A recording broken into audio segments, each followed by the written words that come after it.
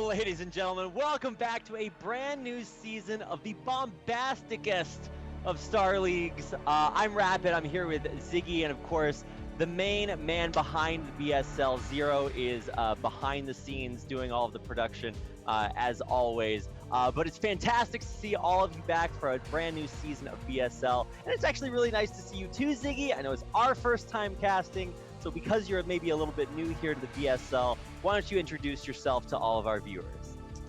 Well, my name is Ziggy. I'm the captain of the NetWars team for the STPL. I'm actually surprised the team put that much faith in me, and I'm surprised that Zero put that much faith in me and brought me on as a caster for this league. Yeah, I do Broodwar, I do a bit of Star 2 as well, and I absolutely hate being put on the spot to introduce myself. Thanks very much, Rapid. Killing it. All right, we got that caster synergy. Well, hopefully it gets a little bit better in game. But it is a brand new season, and that means that if you're new to BSL, there's this whole BSL architecture infrastructure. We've got Gosu League, Chobo League, or I don't know if we're calling it that still, but then there's like the Pro League. This is the best of the best after a grueling ladder qualifier. The top 24 players plus 4 qualified from last season are coming head to head for a $1,000 prize pool again, once again sponsored by Blizzard. Big thanks to them. And of course, a big thanks to all of our players and all of our viewers for making BSL what it is. Oh gosh, I almost said the other tournament that must not be named, but it's actually so sick. And there are so many good players, and we're going to be going through, if I'm correct, groups A and B today. That's right. We like to do things chronologically here at the BSL because, like, for convenience's sake, we're going to be taking a look at groups A and B. Incredible players, like all across the board. A very even skill distribution across all levels of competition. So I'm really quite glad that we've got this, 3-level system. We've got Gosu League, as you mentioned, Gosu League. We've got Proleague, and we've got Chobo League as well. That really ensures we've got an even distribution of skill across the board. We're going to be starting with the sickest of the sick today. We're going to be starting with Terra, Naoken, Gorinch, and Seriosity in Group A, and then Ghost Dark, Tech, Favorit, and Ultra in Group B. I believe we're going to be taking a look at our player profiles in just a moment.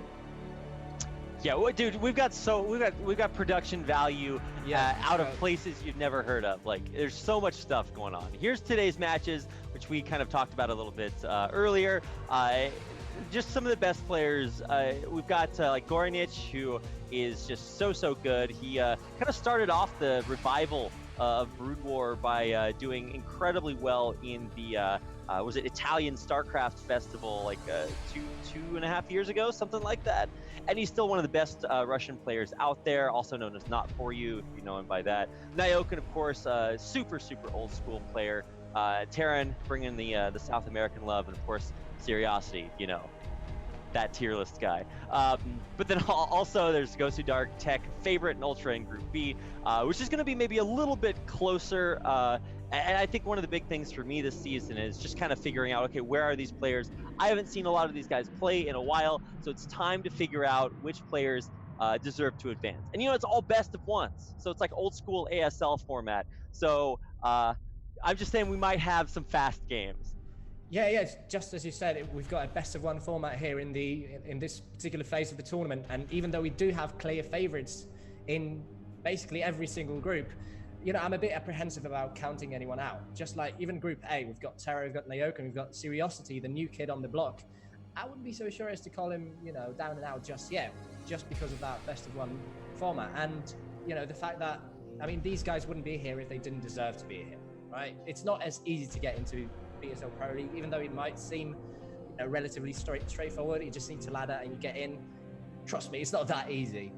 So, just making it into this tournament really means quite a lot. From what I remember, Seriosity actually played in Chobo League twice. So he's made quite a lot of progress since we last saw or heard of him. Yeah, he still doesn't have a Wikipedia page, so if he wanted to get on that, make one, then somebody should hook him up with that. But that is perhaps the dopest player picture I have seen in a while. My man, Alexander Yera. And I'm not going to pronounce Gorinich's name because my Russian is not that good, and neither is the romanization of the Russian Cyrillic alphabet. So I'm going to do us both a favor and just say Gorinich is really good. And I would say probably pretty favored in this situation, but I mean, we can't count them out. I mean, just because they are number 12 and number 24 doesn't mean this new best of one format isn't going to kick in with some crazy cheese. Yep. But just as you said, you know, Gorinic, I would have said that like 2-3 years ago. He was one of the best Zergs we had outside of South Korea. But nowadays, I mean, to be honest, I think he's fallen off in terms of skill a little bit. I haven't actually seen him play that much recently. Yeah, that's true. So, you know, anything goes here. We're going to have to wait and see which map they actually choose for their first match for this opening game of Group A. Yeah. I just can't wait for us to fill in Seriosity's player page, because like it's looking a little lonely there. We've got all sorts of sick graphics and stuff, but we can't actually, you know, show any stats there. But our first game is going to be on Gladiator. I'm really excited to kick off the season of BSL. What do you think about Gladiator for this matchup, ZVP? I'm not well versed in the ZVP, to be perfectly honest. As I've told you, I'm a Terran player, so I'm going to be leaning quite heavily on you here. We're going to have to wait and see what these guys go for. You know, I did get to cast one of the qualifiers here. One of the ladder tournaments for the BSL, and we did have a few funky games in this particular matchup. We did have some special tactics. Well, not exactly micro special tactics, but you know, you get the idea. So we're going to have to wait and see what happens in this match. Maybe a Hydra Bust, you know, maybe the 8-7-3-4 build that's been quite prevalent in Korea in recent times. That has supposedly broken ZVP. Oh, I mean, I remember when like what was it, 137 was like the new hotness, and now it's like 137 whatever the number after that is. I don't know, but like there's these new variations that are certainly starting to kind of break things down. I was watching Zero. Well, I think he was explaining the build. My Korean's not that great, but he was trying to like really go over and explain a lot of that build on stream. Zero's like my girlfriend. We have a deep romantic relationship where I watch him build things, and he's just that good. Oh, not this Zero. I was talking about the pro gamer Zero. Oh, but yeah, but also this Zero. Both great Zerg players in their own right. But there's a lot of cool stuff happening with Zerg these days, and the poor Protoss players, man, they just can't get a break. They're trying to win, but their units just aren't as good as. I mean, that's what you get for picking Protoss. So many memes. I'm looking forward to casting this first game, so I can't wait to get into our first game of BSL Season 7. I think we're ready. Are we ready? We're ready. All right, sick. So let's do it. It's game number 1 of BSL Season 7. Seriosity taking on Gorinic on Gladiator.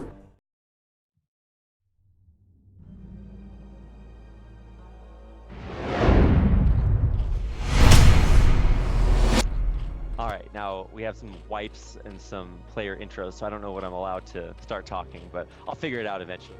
Okay. All right, I promise we'll get better as the games go on.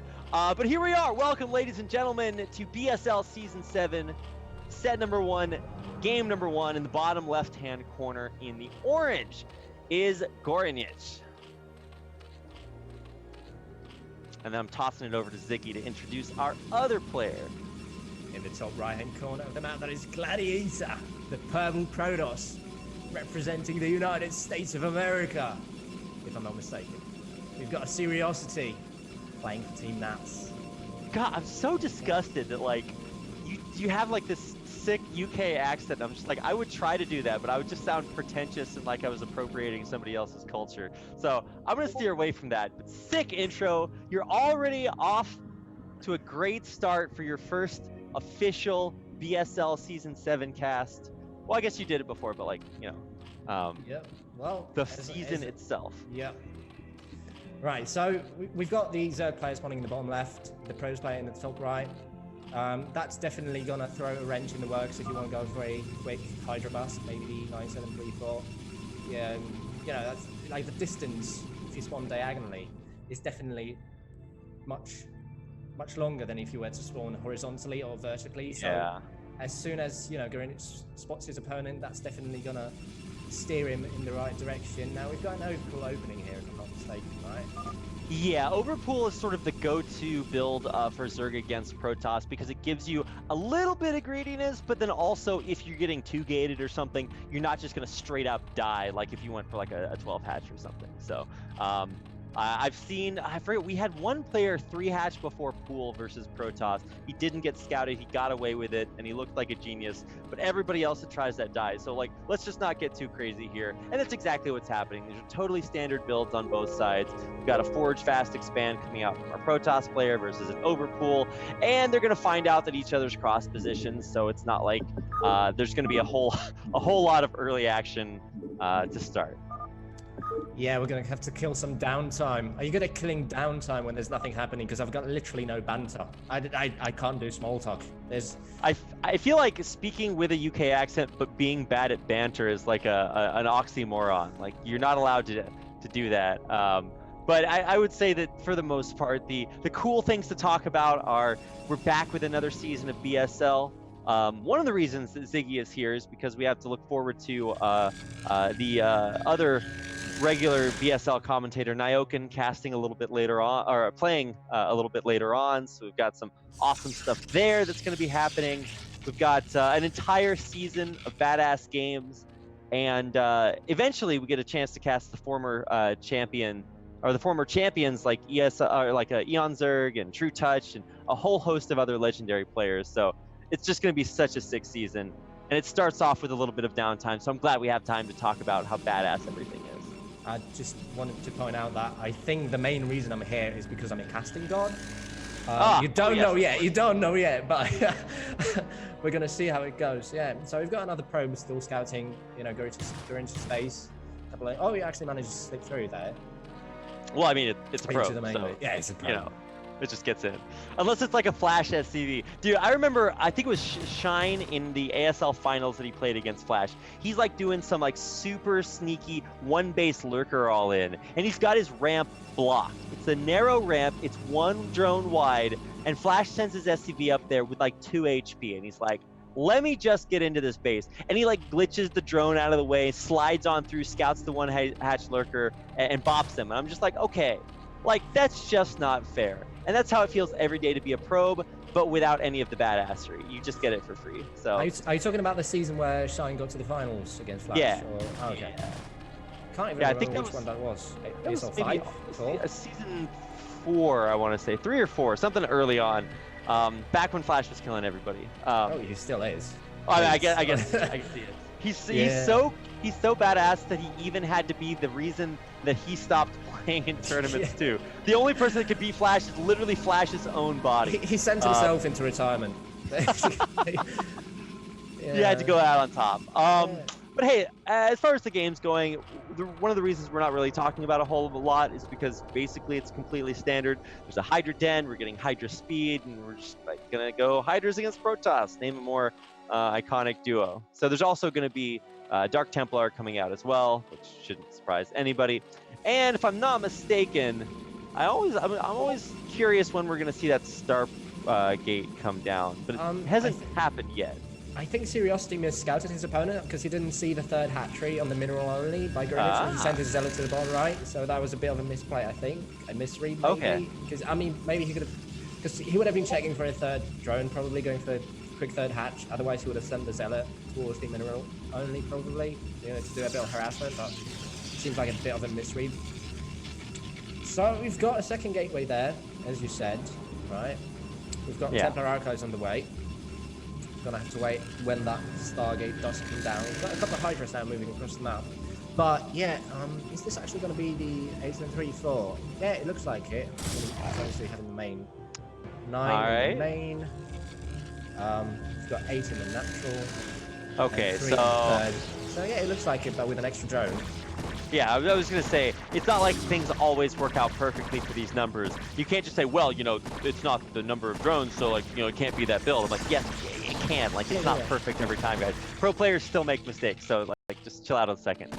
So, obviously, there's quite a few Hydras here, and there's a fake version of this build, but it comes with less Hydras. So, by now, Seriosity is 150% sure he is going to face a whole lot of aggression. But it's all about like how you deal with it, right? If you spam cannons and then your opponent backs off in macros and you feel bad about it, or are you just desperately trying to hold on while your opponent's desperately trying to kill you? And I think that's the situation we find ourselves in. The board's just gonna, yeah, the board's gonna go down here, but with +1, I think this is actually going to be like huge.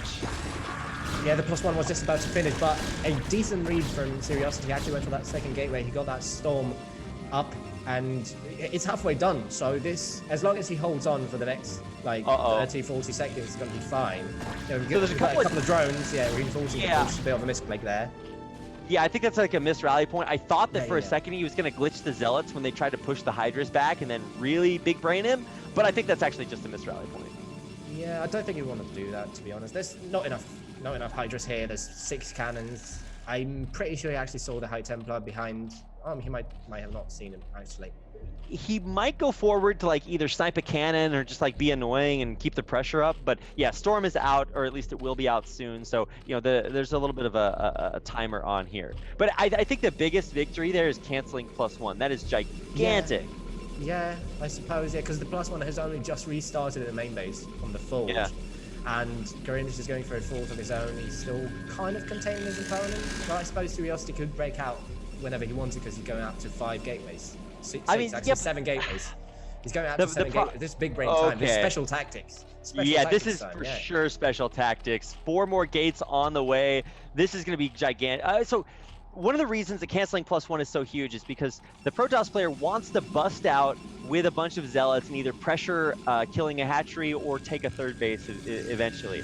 But you can't do that unless you're actually a threat to the Hydras. And by now, in theory, there's been enough time for so many Hydras to come out that if you don't have +1, you shouldn't be able to kill them fast enough unless you're like landing storms everywhere.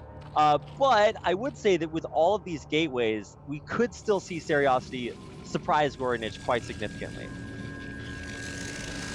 Yeah, I mean, he could.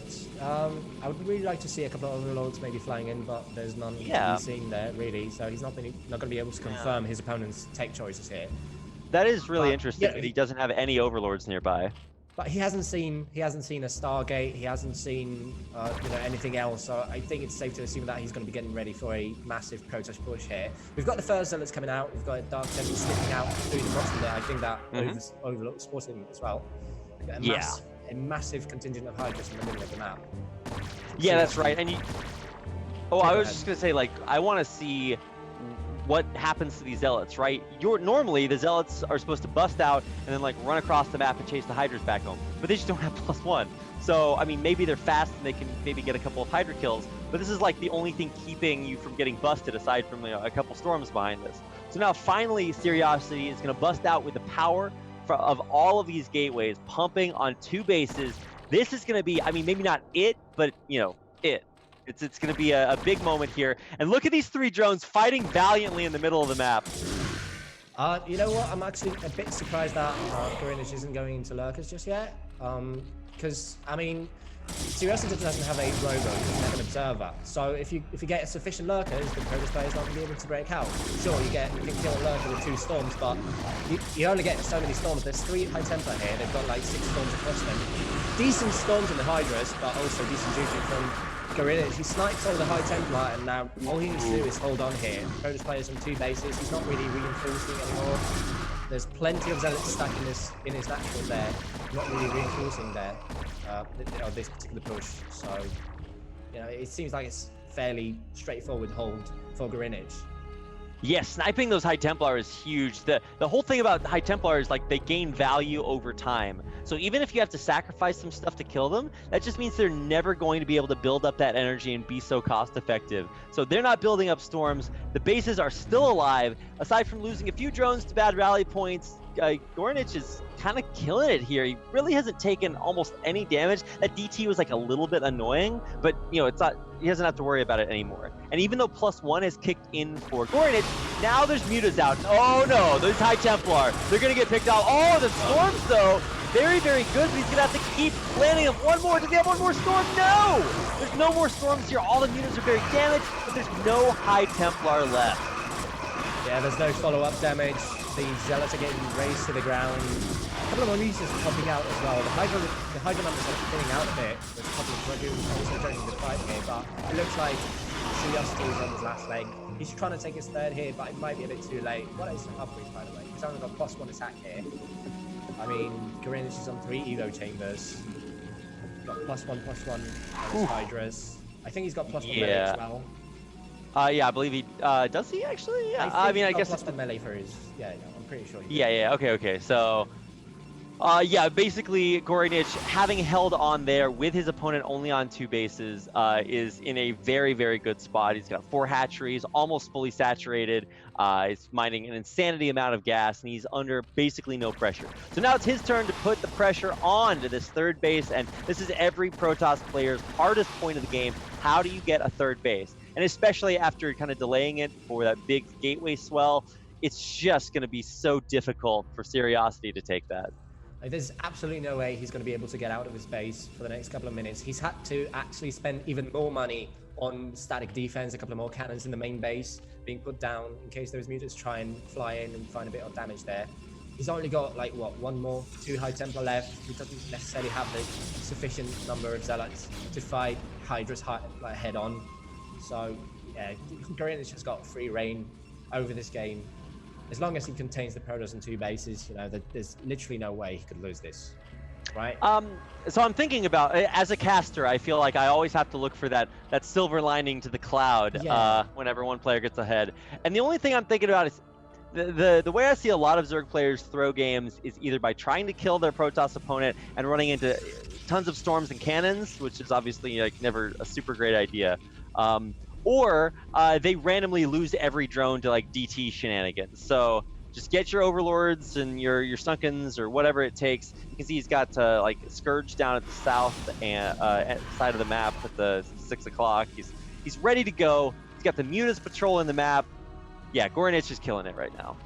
See, when you're a player, like your default mindset is that your opponent's going to play a perfect game, but obviously that never happens. So theoretically, obviously, Curiosity could land storms that kill 10 Hydras each, right? And then gets himself back into the game and somehow fights his way through. But, you know, like if you're a player, it really seems like Gorinich can't necessarily lose this game. He's going into Hive. You know, he's going to start gaining Defilers at some point, maybe going to go into Ultras. I don't know. We'll see what he goes for. He did skip the Lurkers, which was a bit surprising to me, given the fact that Curiosity stayed on a very heavy gateway composition. He didn't even have, like, observers for a very long time. But he did manage to hold on. Now he's got these Mutas instead. Mutas that give him quite a lot of intel. Maybe get his opponent back as well. Also, he's going to be able to try and snipe a couple more High Templar if he feels like it. There's only like 2 or 3 more out on the battlefield. I can only see 2 and 3 and plenty of Dragoons. So as long as he takes good fights, snipes those High Templar, he shouldn't have any trouble beating this Protoss army. Yeah, I mean, these are 0/0 Mutas, so they will die pretty quickly to things like Storm and Dragoons. Yeah, but they're only there to snipe the High Templar, basically. Exactly. So they got one job, and they actually don't have that difficult a job because if you're running over the army, you don't want to storm your own army, so that might make it more difficult. And the High Templar are few in number and high in energy, so you just got such juicy targets here.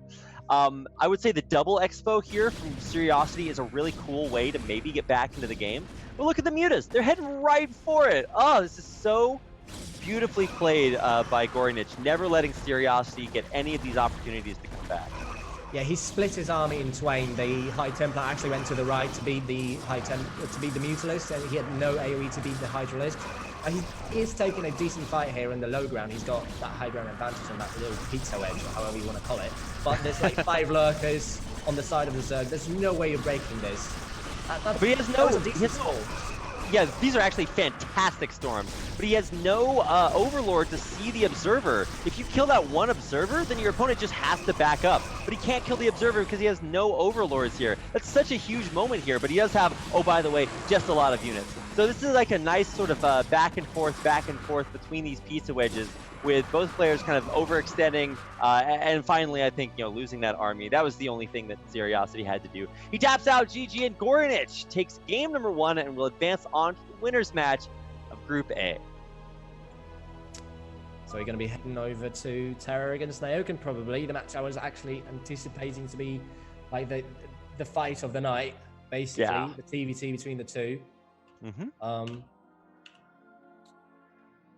I mean, we could see it a second time as well, so that would be a true blessing. But yeah, I think, of course, like Terror, one of, if not the best South American player. There's a bunch of like very, very good, like, Peruvian players, and I guess just players from everywhere down there. But yeah, I think Terror is by far one of the best. And for Nyokin, obviously, I think the best or second best player in America. I don't think that's like unfair to say. He's fantastic, super smart, and he's just so OG it hurts. Like, this is the guy that's been playing Brood War basically his entire life. One of the original Liquid players back when it was a clan, not a professional team, if I'm not mistaken. Yeah, that's right. Yeah. One of the original media players way back in the day, when those media Terrans were a thing. But I'm super biased in that matchup, so very excited to get into it. To be perfectly honest, I would definitely put Terror as the better player here. I mean, I've played against both of them, and they wiped the floor with me, both of them. And so I'm really quite curious to see how they match up against one another.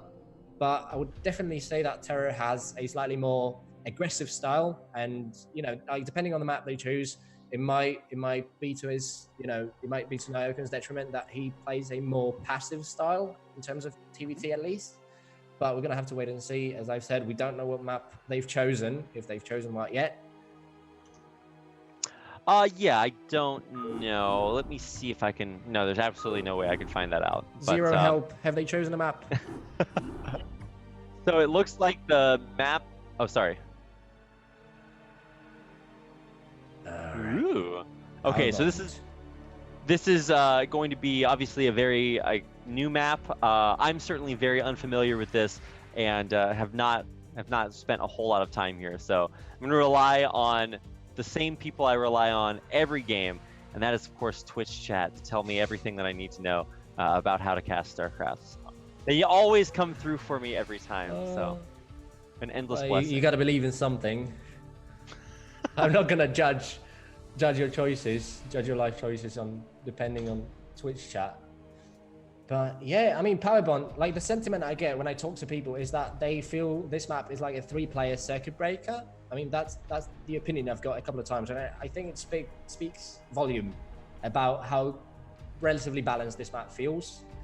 I've played plenty. I've played on it plenty as well, and I generally am of the opinion that it is a well-designed map.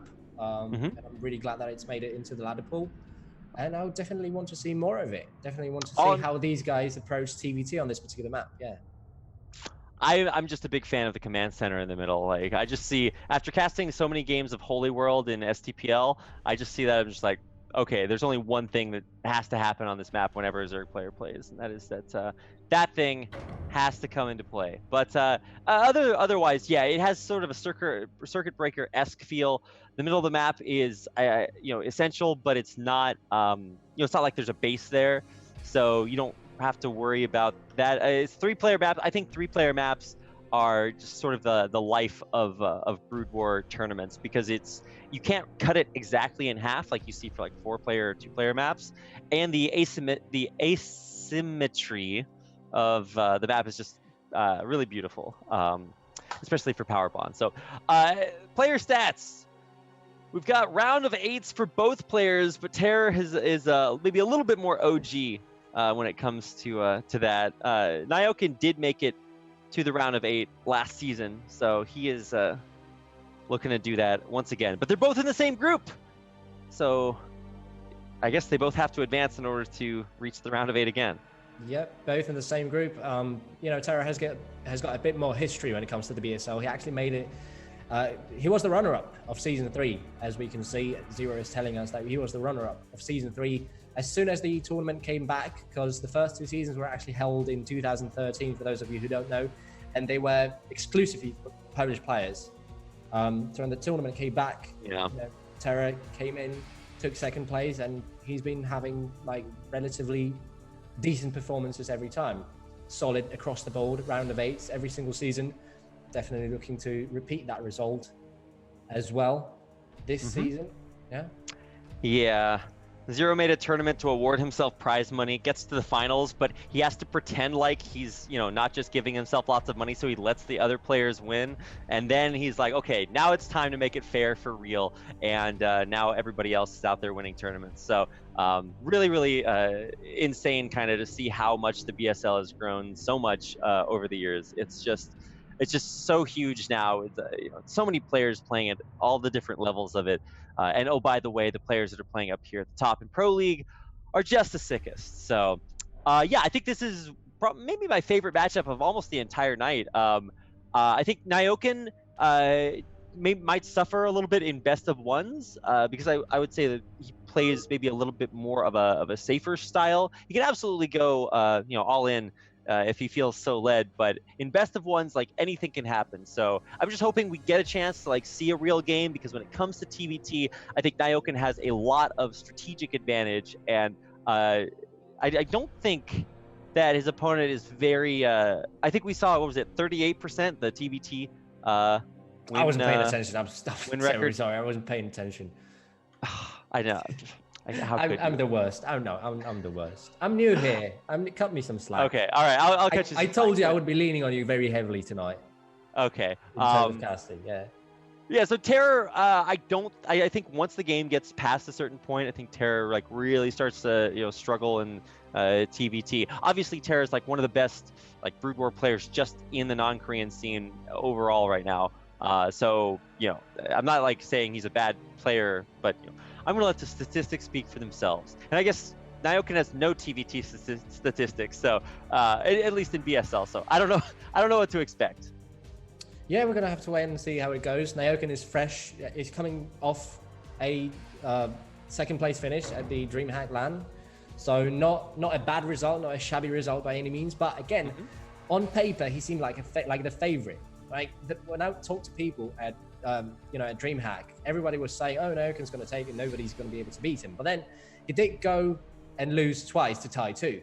So it was a different matchup, obviously. But his on paper status as the favorite might not be everything that might not be everything. Oh, that's how I put it.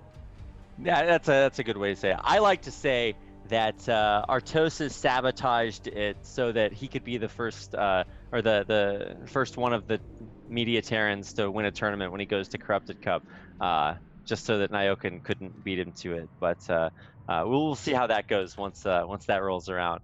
But anyway, I am ready to go. Our map is Power Bond, and our players are Terror versus Nyoken. It's gonna be a TVT on a brand new map, so I'm excited to get into it. Hopefully everybody else is excited out there as well. Stick around, we'll be in game in just a few seconds.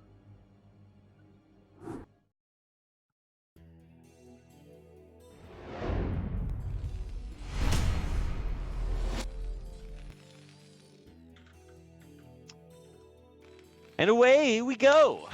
This is our yellow Terran player in the upper right-hand corner, my ex-BSL co-caster, now turned pro player, the Terran player Nyoken.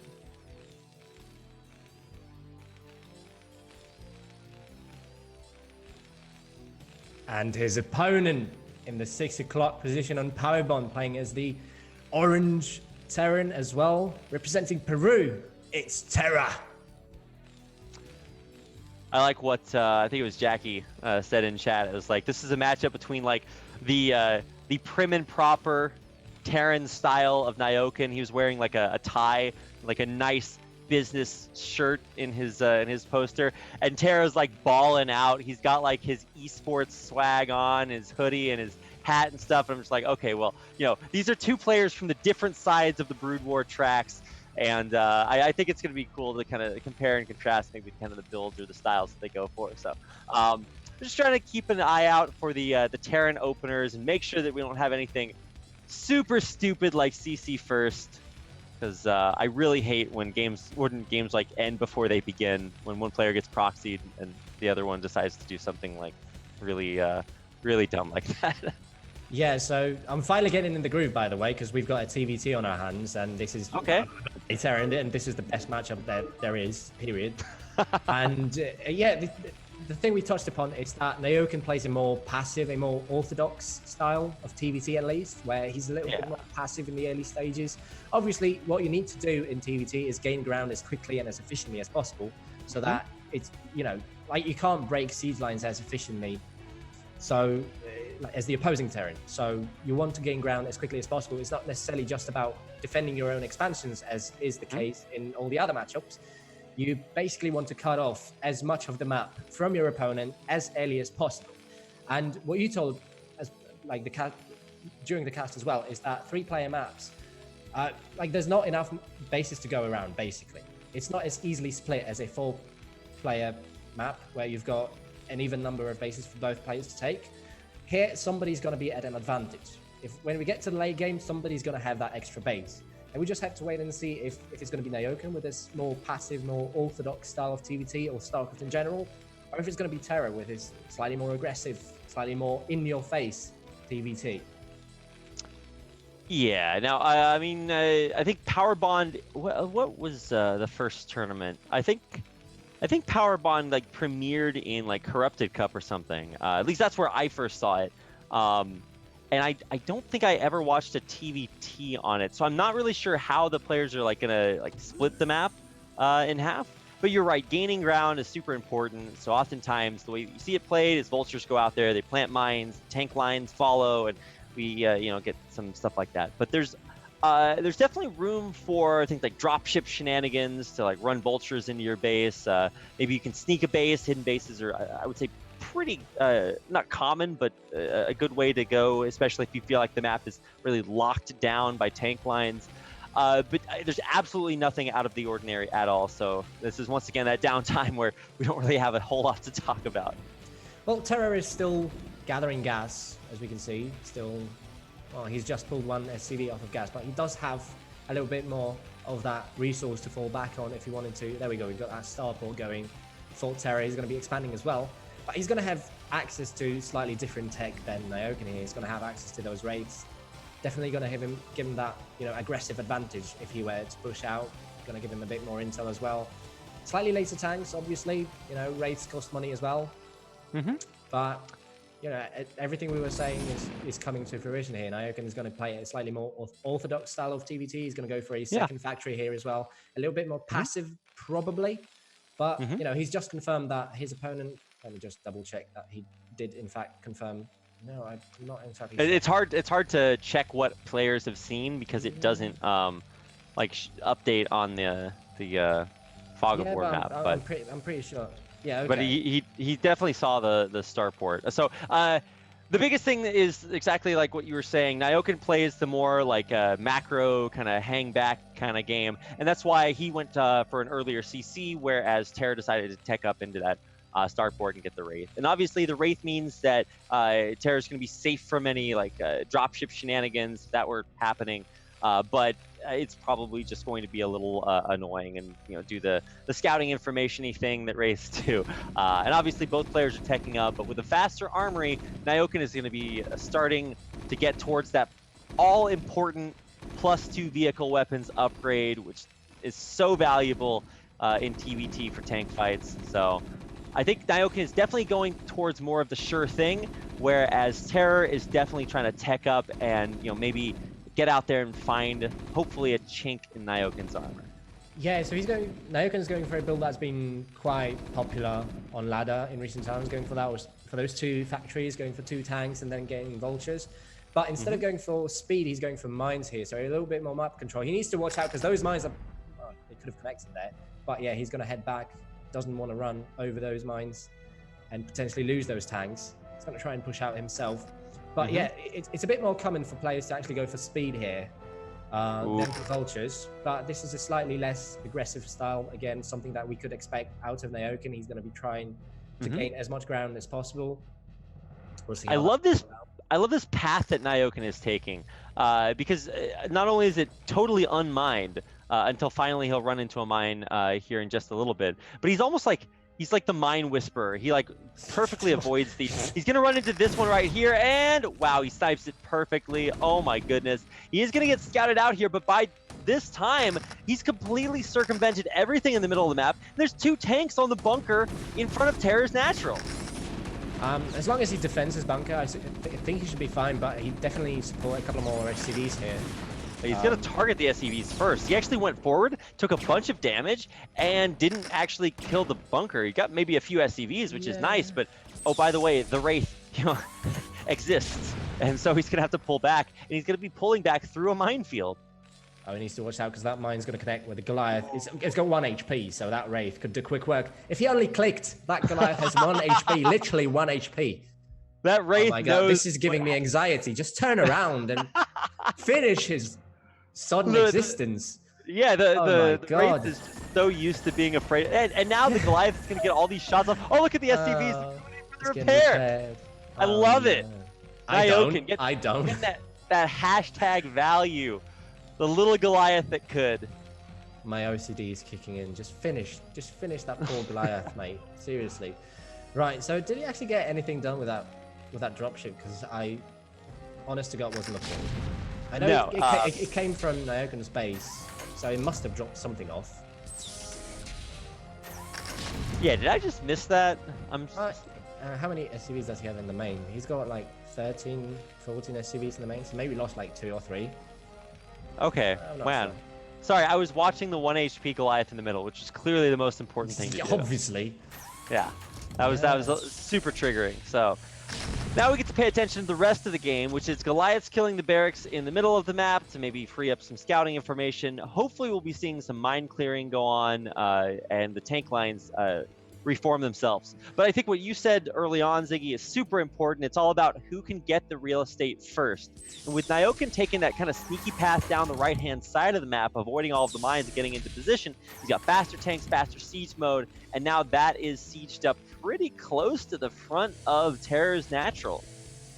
Yeah, I mean, he's doing what Terror needs to do in TVC, which is, just as we pointed out a couple of times, gain as much ground as quickly as possible. But does he have any defense in the main base? Because there's 2 dropships on the right. They're going to get spotted by a single Goliath, but I don't think there's any defense in the main, so he could just leg it. Yeah, just leg it into the main base. He's got to go. I mean, when it comes to legging it, I guess Goliaths are maybe the best Terran unit, aside from like a Marine, but you know, Marines and TBT, probably not a great thing. So now, there's Rays, there's tanks, there's SCVs, of course, the natural enemy of the tank, and I think he might actually kill off maybe 1 or 2 of these tanks with friendly fire. That's a lot of economic damage. He's going to start to kill off these like supply depots too, which might supply block Nyoken. And oh man, just finding the Achilles heel in the back of this Terran base. The SCV, I like it. The natural predator of tanks. I mean, look at it. Yeah. What are you gonna do? What are you gonna do?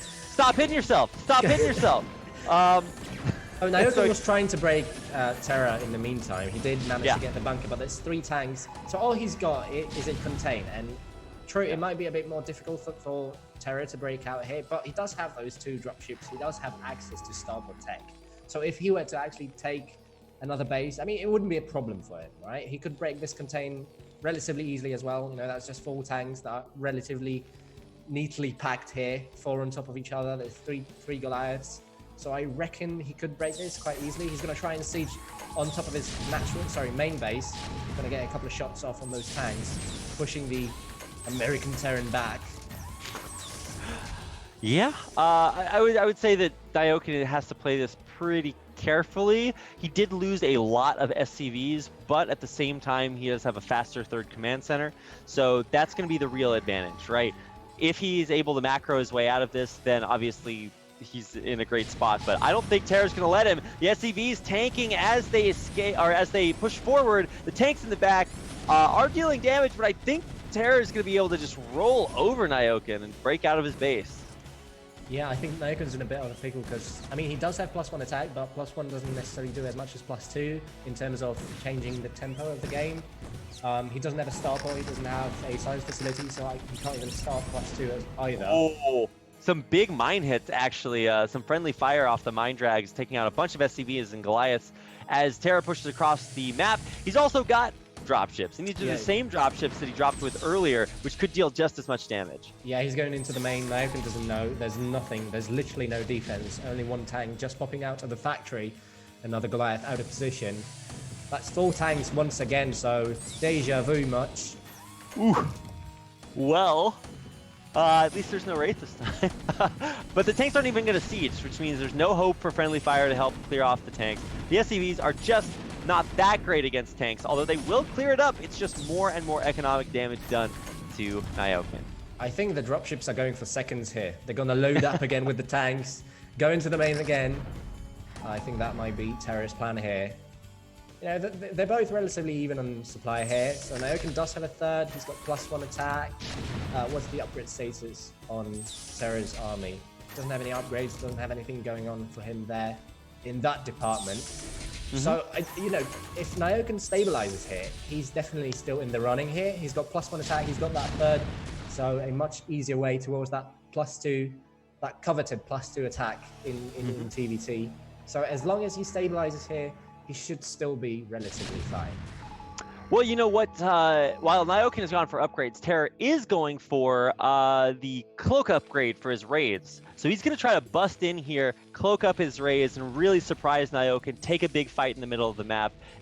Because Nyoken is subsisting with a very small army comparatively. And it's almost entirely tanks, just sitting out in the middle of the map. Yeah, we've got a bit of a vulture run by in the third, taking down a couple of SCVs there. Nyoken did manage to clear out that right side of the map, but I don't really think he's going to be able to push any further. Now, there's not that many tanks. I can only see one outside the natural of the Peruvian player there. So if Nyoken knew, he could actually try and break his opponent. I don't even think that Terra has that many raids here. So even though he does have 2, you know, and Nyoken doesn't have necessarily an answer to them. Right. You know, they don't deal as much damage. They're just going to tickle the tanks, you know, for ages. So if Nyoken knew, he could definitely try and break this. There's like one tank. Interestingly enough, Nyoken's Wraith, he's not going for Cloak or that heavy Wraith committal. He's starting his Wraith production, but he actually killed a dropship and now is about to kill a tank. No, can't quite get the tank kill, but both players kind of starting to realize it's going to be about the Wraith game at least a little bit. So Nyoken's starting to produce raids. He's starting to get his control tower up and put down some turrets. So I think he'll be fine. It's not like he's going to be caught completely off guard by that kill. Yeah, Terra could have actually saved his dropship, but he didn't want. Like, it feels like he didn't want to reveal his wraiths. Like, he was forced to in the end, obviously, by the one wraith of Nyoken. Now they're kind of moving, like, passing ships in the night. One turn to the right, the other to the left. I'm not exactly sure who wants to do what here. Like, it feels like Terra is trying to contain those units on the right-hand side and let the wraiths finish off Nyoken's tanks. So that's, you know, definitely working for him. You know, there's no answer to Terra's wraiths here. Yeah, militarily, Nyoken is not in a great spot. He's going to lose all of these tanks off to the right-hand side as the raids take them out. Or just, move them into tank fire, which is obviously, going to result in their untimely demise. So Nyoken's got a great economy, even surviving through all of those SCV deaths. He's still on 3 bases, which is killing it as long as you're up 1. He also sent a cheeky little vulture to lay a mine down at the 3rd base location for Terror, so he still does not have 3 bases up, even though he's got the command center floating over there. I don't actually even think that he knows his command center is unlanded because he's distance mining right now with SCVs. Yeah, he might have noticed that. That would be rough. That would be rough. But still, I mean, it's 132 supply to 98. I know that, you know, this particular mirror matchup is not necessarily about supply, but, you know, it does speak volume that Terra is quite far ahead in this game. The only thing that Nyoken actually has going for him is that +2 attack that's just about to finish, probably about 20, 25, 30 seconds away.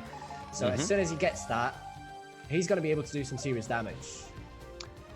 Now, Nyoken is pushing up here to claim a 4th base location. He doesn't have like a CC ready or anything, but yeah, he's just now started that command center on the low ground, not up to the high ground to the north. But this is going to start to really define the game. I think Terra has a massive army right now, so if he uses it to try to take Nyoken out, it could be a very big moment. That's exactly what he's trying to do, pushing right up the middle of the map, taking out a couple of vulnerable. Well, I say that, but the tanks survive. The SCVs of Nyoken are actually, maybe they were like, oh, I guess he pulled them from the expansion, and they tanked the tanks remarkably well to allow Nyoken to retain his spot in the middle of the map, push Terra back, and claim that northern side for himself. What a huge move. Yeah, he actually cleared out all the raids, save for one. And, yeah, I mean, it felt like Terra was a bit overeager to finish the game. He walked into full tanks, and even though they only had +1 attack, that was enough to thwart this attack.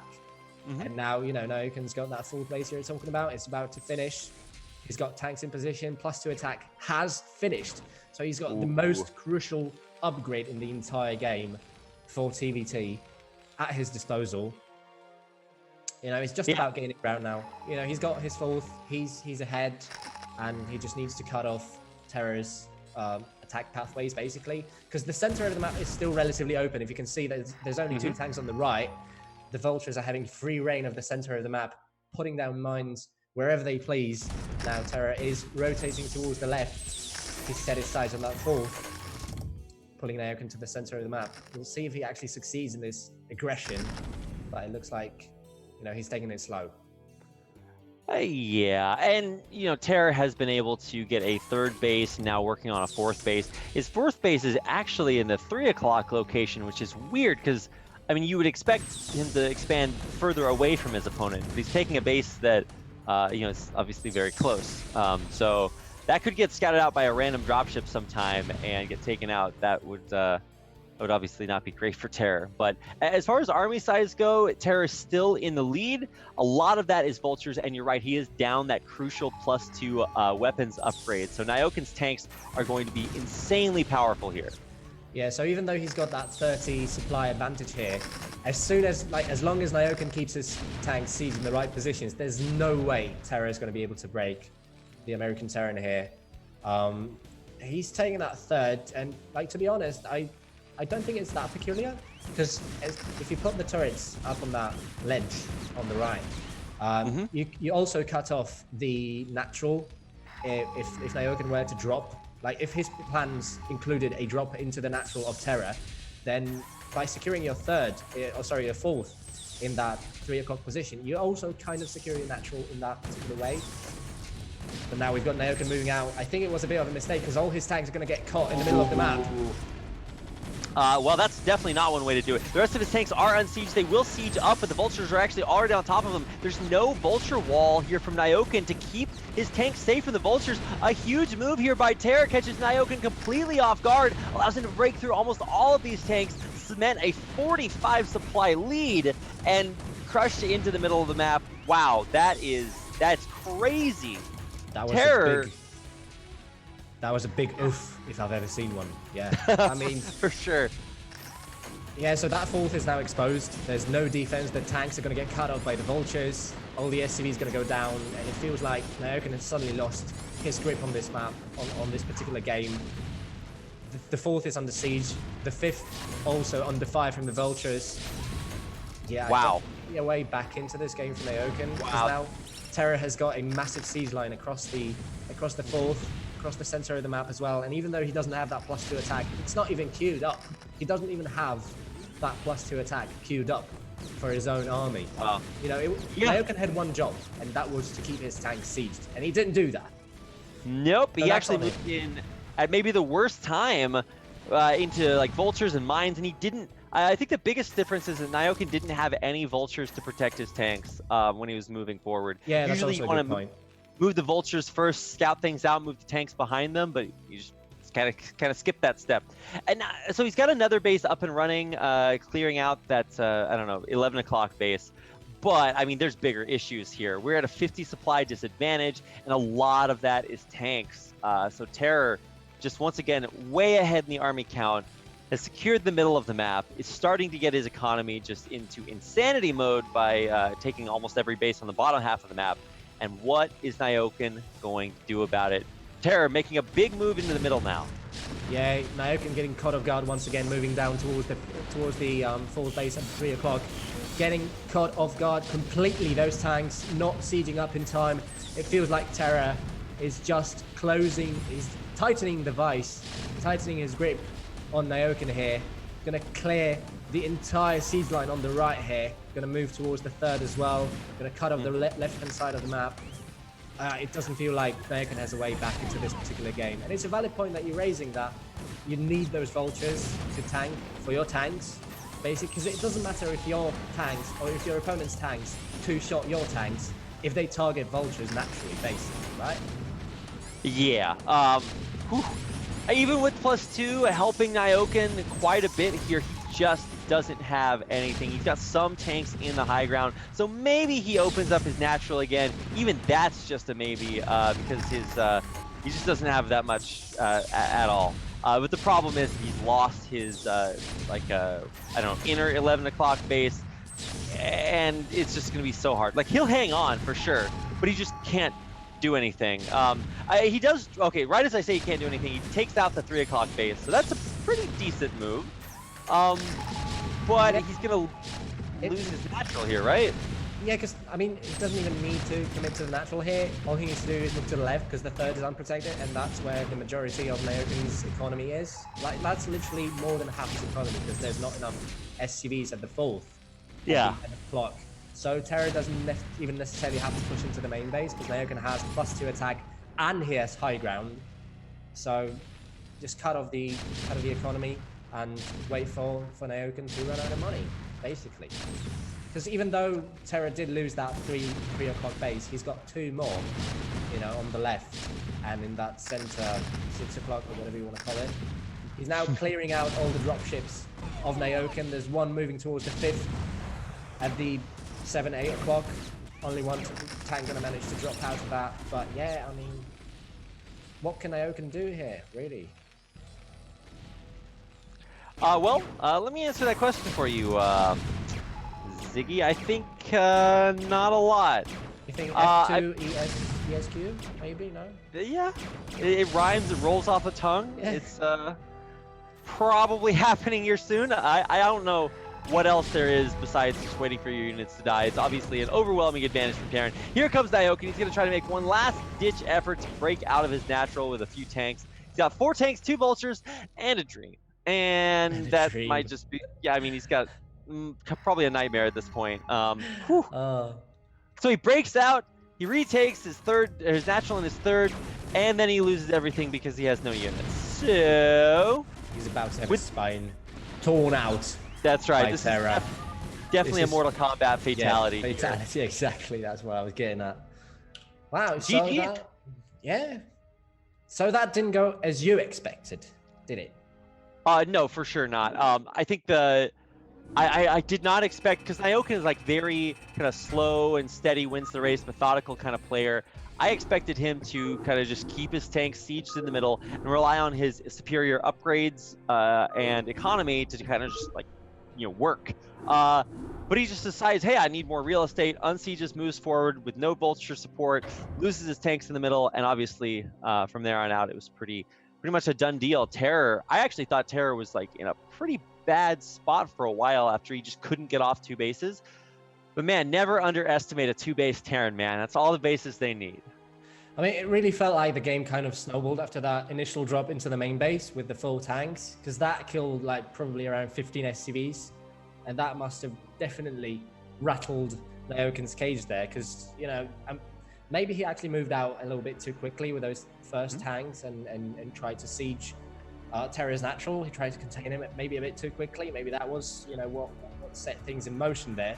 But he did try and make enough. He actually made a valiant effort at coming back into that particular game, you know. So maybe if things had actually gone differently in the early game, he would have won. Because it definitely feels like he was fighting back. He had that +2 attack, and that was the one thing that could have gotten him back into this game. Yeah. Unfortunately, he got caught off guard in the middle of the map with his tanks unsieged. And there's a sick Flash meme where I think it was like Flash's stream viewers made this like post on his neighbor group. There was like Flash speak, like translating what Flash says. And basically Flash tries to be humble, and his viewers are like trying to figure out what he's actually trying to say, which is usually like very offensive, right? And so Flash has this thing that he says. He's like, he says, "Wow, this one player is in a very difficult situation." And the way his fans translated that is, if I were this player, I could win easily. Because like he's just so good at, even when he's at a disadvantage, he's just like, no, I'm just gonna like keep playing StarCraft and like win eventually. Like it's chill. So it's I felt like if Nyoken had magically transformed into Flash, even after he had lost his big position there in the middle, there may still have been a way, but it was like very difficult. And obviously that flash transformation is something every player tries to do and fails miserably at. So you can't really hope for much after that. So GG Terror advances on to the winner's match to play Gorinich, which will be, I think, our next game. Aren't we going into Group B now for the opening games of that? Yeah, I think we're finishing. Right, so we're going to be wrapping up Group A. Okay, that's easier. That's easier to follow. Yeah, so we're going to have storyline continuity here, which is always, a great thing for tournaments and hopefully a great thing for everybody watching. Hope you're enjoying BSL. If you are enjoying BSL, then you can find tons of information about BSL out there, from following it on Twitter at Bombastic Star, because we weren't allowed to put the Bombastic Star League of Greatness, and it just didn't fit on Twitter. So Bombastic Star on Twitter, and of course you can follow it on Facebook at Bombastic Star League. They let us put the whole name in there. And then, of course, Zero's YouTube channel is where all the VODs go. If you just want to subscribe to that, then you can watch all of the games whenever you have time. Or just watch them at 2x speed. That's the way I consume most of my VOD content. But yeah, there's tons of stuff out there. If you're interested in brackets, you can check chat. There's a chat command that will let you know the brackets for this tournament, I believe. What else can I plug? Oh, yeah, follow the channel and subscribe if you can. There's also, I believe, a Patreon. Which is patreon.com/bombastic. Yeah, there it is. Yeah. How is that still available? Nobody took patreon.com/bombastic. Wow, I'm impressed. I mean, it feels a bit random. I guess. Just to go on Patreon and call yourself bombastic. The first time I saw BSL, I thought to myself, I'm like, what does BSL stand for? I'm like, okay, Star League, right? But like the B. So I'm like the bronze. I thought through so many different B's, and I was like, the last. Did you say word, the Bronx? Like the bronze Star League, bronze. like the big Star League. I thought, I was like, well, that's a little bit weird. Like you trying to make it sound like really huge and cool and stuff. And then I was like bombastic. I'm like, damn. The big Star League. We need that. The big Star League. The subtitle is "It's just really big." I'm like, well. I mean, sure. I guess bombastic kind of means big, but it also means epic. The Beefrika Star League. Beefrika Star. I mean, clearly that's what comes after the A-Freaka. That's awesome. Oh, I love it. You guys never fail. So we're gonna have Gorinich against Terra. Yeah. As we talked in the opening, I would have said 2-3 years ago, Gorinich definitely, a favorite in this group. But now, I haven't actually seen him play as much. He did make quick work of Seriosity, but Seriosity, a newcomer to the league. So I would definitely still say that Terra has got the upper hand, at least on paper, in this particular match. We're going to be playing on Gladiator as well, just like we did in the opening game. And we're gonna have to see wait and see what happens. The Goliath build that's been quite popular, quite prevalent in Korea in recent times, popularized by mainly Flash and Sharp. We'll see if that's going to be used by Terra, or if he prefers to just go for bio, straight up bio, maybe SK Terran into Battle Cruiser, maybe SK Terran into a mech switch. I mean, it's going to depend on the spawns a little bit as well, I suppose. Because you kind of need to adjust your playstyle depending on where your opponent spawns. The rush distances are different if you spawn horizontally or diagonally. There's various factors that you need to take into account when preparing for an opponent. But yeah, definitely a difficulty that you have to contend with is the fact that your natural here is on high ground and your main is on the low ground. So, maybe that favors a little bit of aggression in the early game. We'll have to wait and see.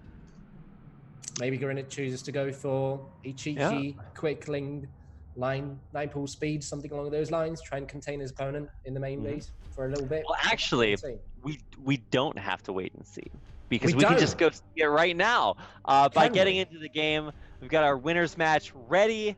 The winner of this game will advance out of Group A and be the first player to advance on, the fifth player to advance on to the round of 16, because obviously we have our pre-qualified players there as well. So let's get into it.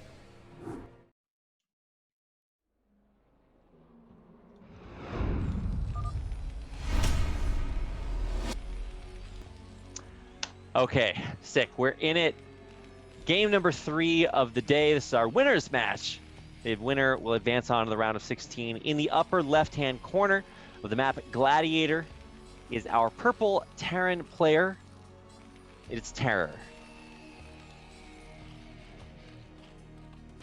Your turn, Ziggy. And his opponent in the bottom right of the same map, as you would expect. The white Zerg, hailing from Russia, Alexander Davidov, aka Greenwich. Damn, nice. You gotta up your intro game, man. I like to have consistent intros over the long run. I'm playing the long game, right? So yeah, you're right. If you, I'm just making up for my lack of casting skills. okay, no, I'm just being as loud as possible.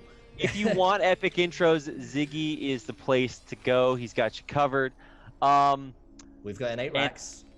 Yeah, that's a great thing to point out. We do have that forward barracks in production. No, it's very important because obviously this is going to have to be the little drone that could, right? Where's my man going? Or my drone. Where are you going? Yeah, so, you know, the spawns are a little bit unfortunate here for Terra. He was hoping for a close spawn, either vertically or horizontally, but unfortunately for him, we've got those diagonal spawns. And Greenwich is going for a, 12 hatch here? Yeah, I believe that is the build. See when he decides to drop that down. And there we go. Boom goes the dynamite. A little bit late on the 12 hatch, but it's still 12 hatch. So I like the build. I think it relies on a lot of confidence that you are able to hold that against like super cheesy rushes, which will just happen. But I think there's this mindset that players get into when they realize, hey, I'm not playing on ladder. I'm playing a guy, you know, like a real person. Yeah. I mean, depending on who you play against on ladder, like a player that has practice builds and isn't just going to do some of the dumbest, stupidest cheese you've ever seen. Yeah, definitely. But even if you meet a player you know on ladder, you don't necessarily have as much time to prepare. Like, you've only just met them. You've got a couple of seconds to get ready for a match and come up with a strategy.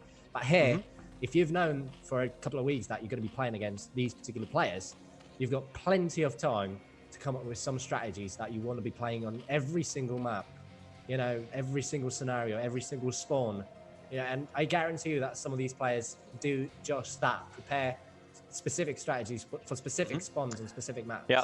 Well, here we go. The drones were pulled after scouting the 8 racks, and obviously that is going to be a lot of lost mining time, but you don't lose the game, so, you know, worth. Now, chasing with drones is always a little bit rough, because if you overdo it, then obviously you are going to take a lot of damage and a lot of lost mining time. Now, already one drone has gone down. That's okay if you can kill off the rest of the Marines. If you can't, then you're just kind of a little bit left out to dry. He's killed off 2 Marines now, and he has pretty healthy drones, so he's also damaged the SCV quite a bit. And this is all to buy time for these first 6 Lings. He's already got them out, and the Lings should be enough to hold on here.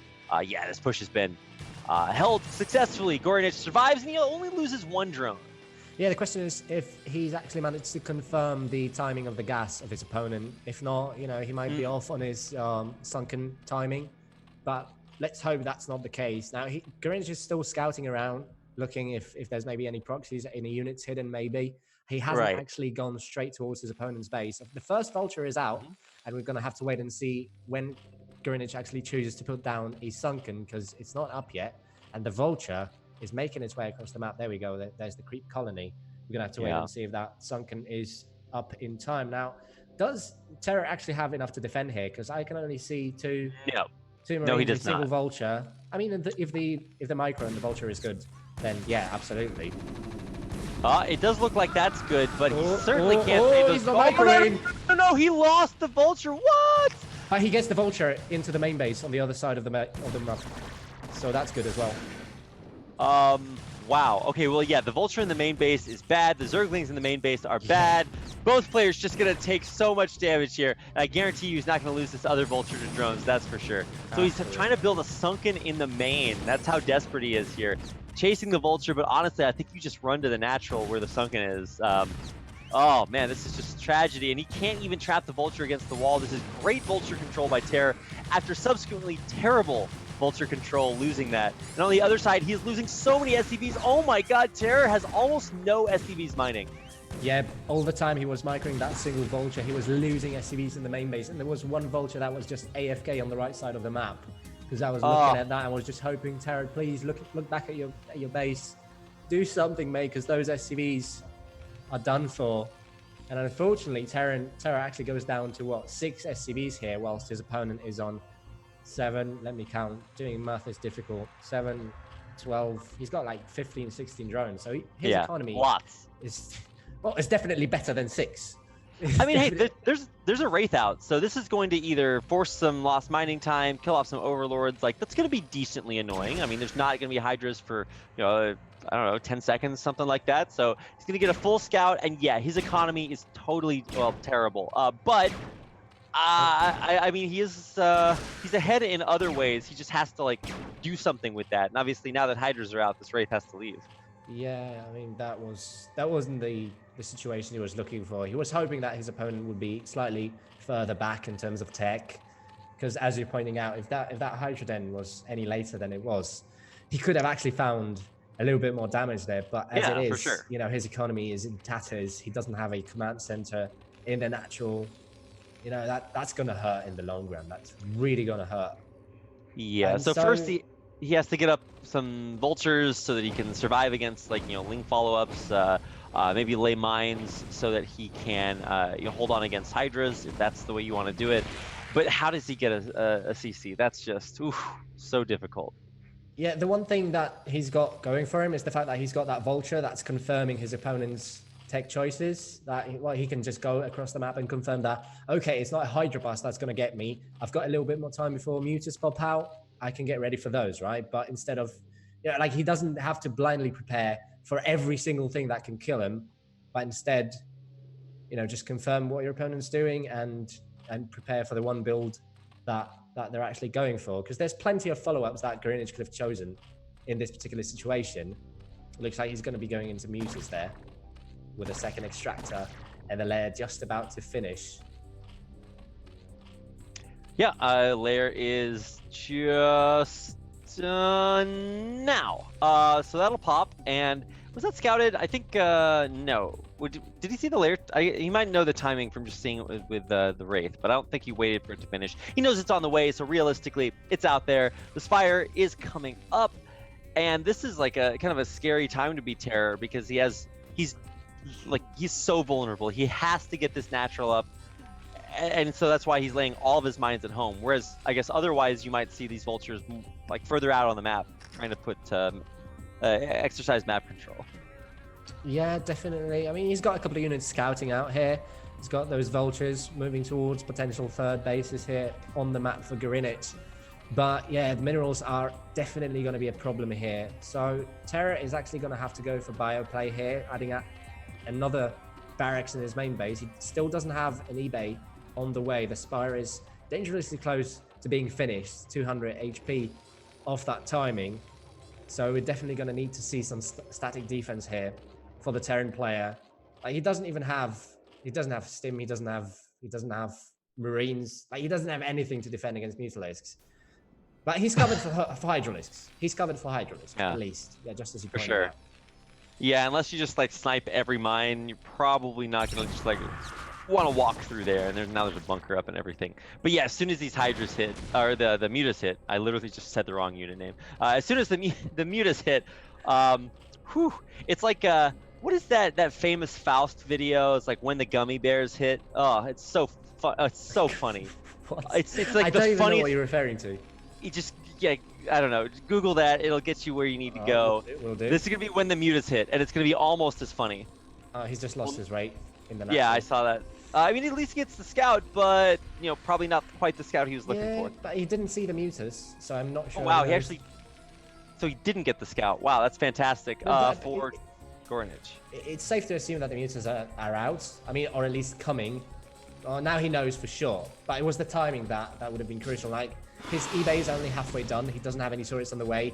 I'm not sure he actually has stim. He's got 4 marines. There's his 5th one. There's like 8 mutalisks, 7 mutalisks heading towards his main base against 5 marines. Dare to guess who wins that fight? I'm gonna let you take this one. I'm gonna say the marines then. Hey, wow. Okay, well. Oh, he's actually got stim, but yeah. Oh, he's got stim. Oh no, not the feared 4 Marine stim. Damn. Actually, he's taking quite a bit of damage from these mutas. Like, turret's gonna get up. I was trying to hype it up, like you told me. You know, no one plays a perfect game. Okay, all right. That was pretty good. But surprisingly to me, these mutas are not ending the game. I kind of thought there was okay. So he's trying to micro down this turret. He gets it, and that means you can't mine from your natural anymore. Yeah, it's really difficult to push those mutas back from the natural because of that ridge. I don't know what you want to call it, that wall they can hide behind with the Mutalisk. Would you say that ridge is heartbreaking? No, not quite. No, it's not that level. Yeah, not quite. But look at this. These mutas. Oh, they're just so disgusting. Oh, how can you like go to sleep at night after you do this to a Terran player? It's just like, oh.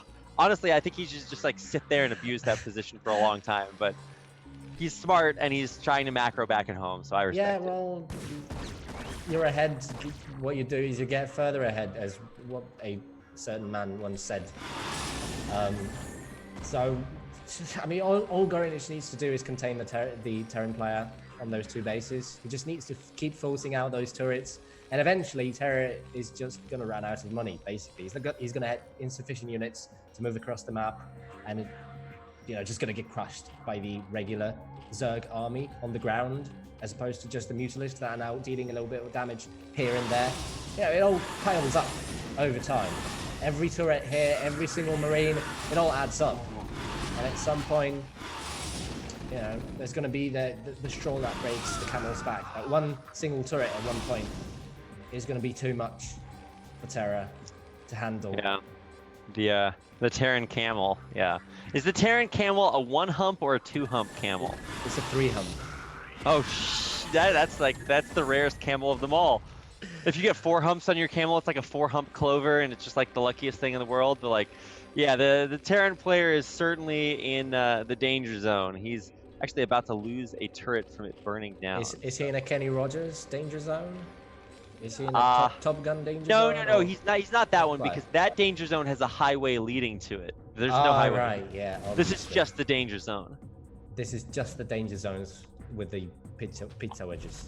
Yeah, that's or Star Destroyers, or whatever you want to call them. So yeah, actually, I am very impressed with Terra, able to just barely get these turrets up in the nick of time. He actually has to kill one of his own turrets with the Marine because it delays his gas mining by quite a bit. Also his mineral mining. So stupid SCVs, why you mining that way? Stupid turrets. Yeah, exactly. Turrets should get out of here. Because you're not just killing the turret. There's a guy in there. He died. Oh God, no. You're humanity. Right. There's a guy there. Yeah, he exploded. Yeah, this is not a merciful Terran army. Well, from what I hear, Terrans aren't actually the nicest people. Oh, of course not. Like fire bats are convicts that are locked, or they're arsonists that are locked into their suits. That's crazy. That's a dark game. Jesus Christ. That's pretty good. This is dark. It certainly is. The map is a little bit dark for Terra because he has no vision out there except for one spider mine. So he's going to move into a scary world outside of his base. And honestly, this is a 5-base Zerg player. So like, wait, 1, 2, 3, 4, 5. 5th base, of course, on the way, coming up. This is a very, I guess, a push you have to respect, but it's the only push you have to respect because Terra doesn't have anything else. Yeah, this is going to be make or break here for the Peruvian player. He's going to try and find a little bit of damage, but honestly, there's 4 lurkers that are going to delay this push for ages. There's a Defiler out as well. There's Nidus canals everywhere. I just don't see Terra ever breaking Gorinich here. He's got 1 tank. He's got a single science vessel. I'm not even sure he actually has Irradiate. And even if he does, then, I mean, so what? There's 5 lurkers in the Defiler that's just got Irradiate here. Yeah, he does have a Radiate, but the Defiler will be able to cast a Dark Swarm that, even though it's not actually going to allow Gorinich to fight, it just zones Terra at this point. And if Terra can't get any damage done, like, I mean, 2-base Terra and, like, never stop, don't stop believing. That was the reference I was trying to go for. That's right. I'm sorry, I got carried away. I'm sorry. stick to casting, my man. Will do. Will do. Just like Twitch chat, stick to chatting. You know, we are all gonna play to our strengths here, right? Gorinich is gonna play to the strength of his 5 bases, insane tech and economy, Ultra Den on the way. So I would say that out of all of our strengths, probably Gorinich is the strongest. Yeah, even the drop into the main base got absolutely smashed by a single lurker there. How do you grade the Zerg player here? You need to have at least as many science vessels as there are defilers, or at least as many irradiators as there are defilers, and only then can you actually think of breaking lurkers. Man. He just loses his final, Yeah, he double scourged both of the science vessels. Perfect swarm on the tanks. Oh, Gorinich. Yeah, there's no way back into this game for the Zerg player. Absolutely. He walks into another bunch of lurkers on the left side. Oh, that must have that might just be it. That is. Guess what? There's more where that came from. There's 3 more waiting up on that ramp, or at the top of that ramp.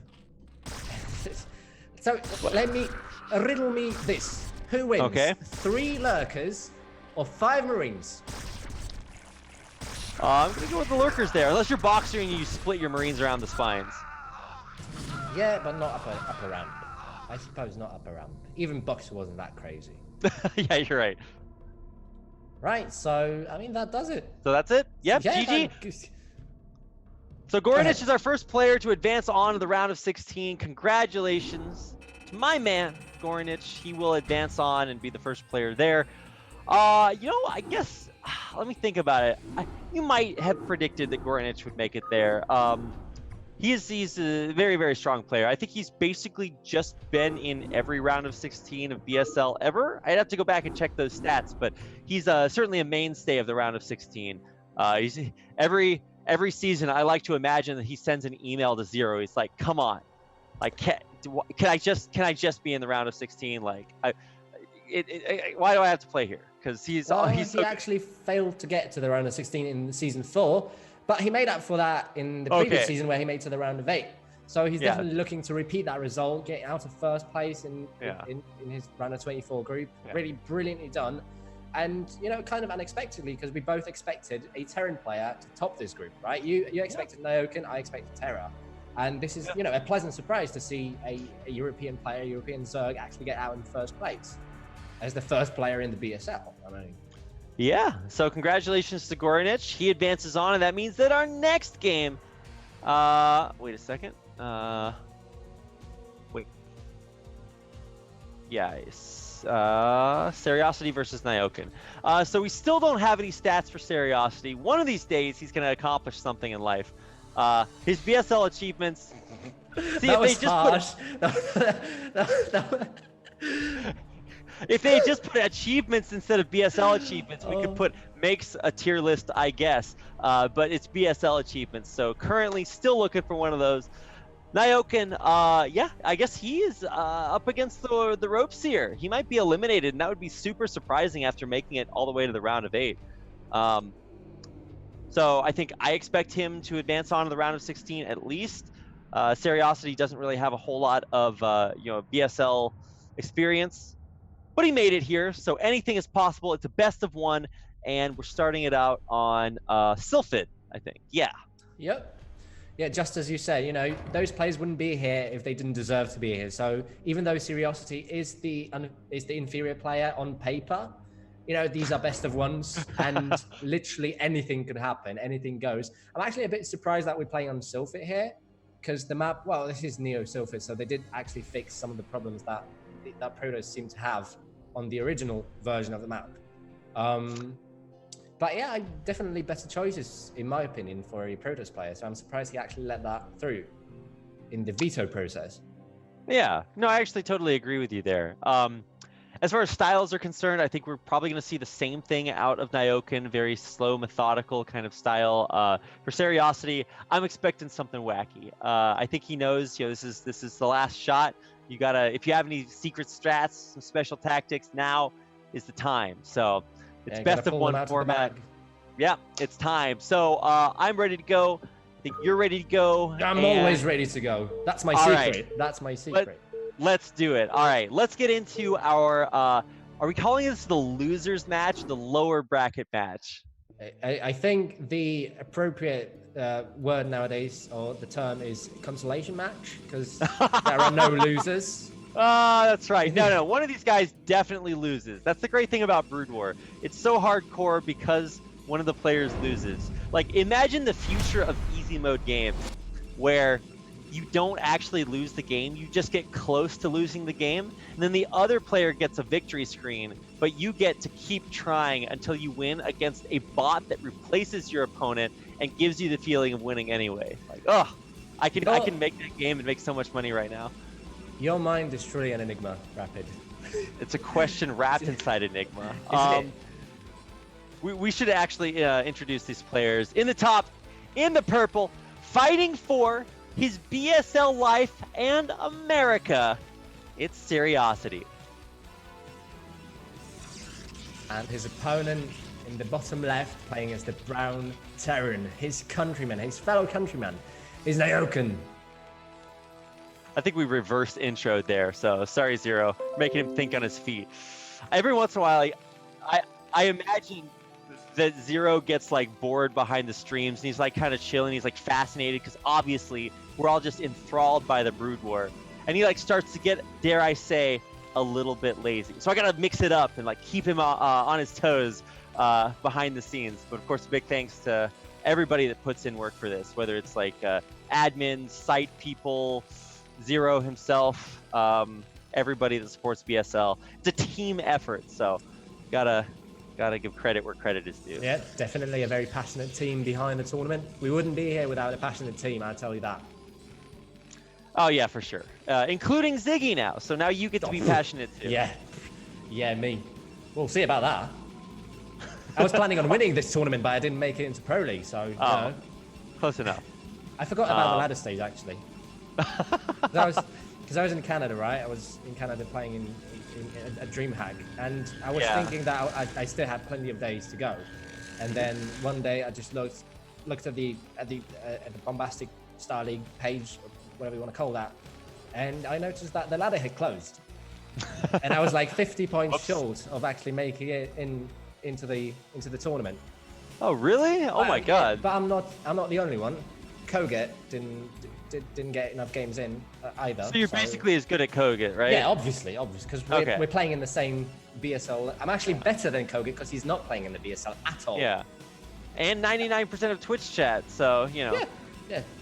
There you go. I always expect GMs out of everybody. Let's talk about the game for a second. Aside from our memery, we do have Naoken scouting out Seriosity and sees that absolutely nothing is out of place. You always got to make sure that the cyber core is here. Hopefully it starts to spin eventually. And there it is, yeah. So that means that the gas is not being invested anywhere else in anything super sneaky. And this is exactly what Naoken probably wants to see. Yeah, the party at the cybernetics core has just begun. So it's going to start spinning there. Nothing unorthodox out of either side. Naoken going for that. For that, you probably siege expand there with the factory being built. He's got 2 SCVs now harvesting gas, so that's going to be a bit of resource management in the early game to make sure that command center gets put down as quickly as possible. He did invest in the bunker, so maybe a little bit of like panic kicking in. You know, seeing that Dragoon come out, because definitely the tank wouldn't be out in time. For sure. So he needs to get that bunker up as quickly as possible. It's already up and running. He actually went bunker before CC just in case. I think he's obviously pretty safe here.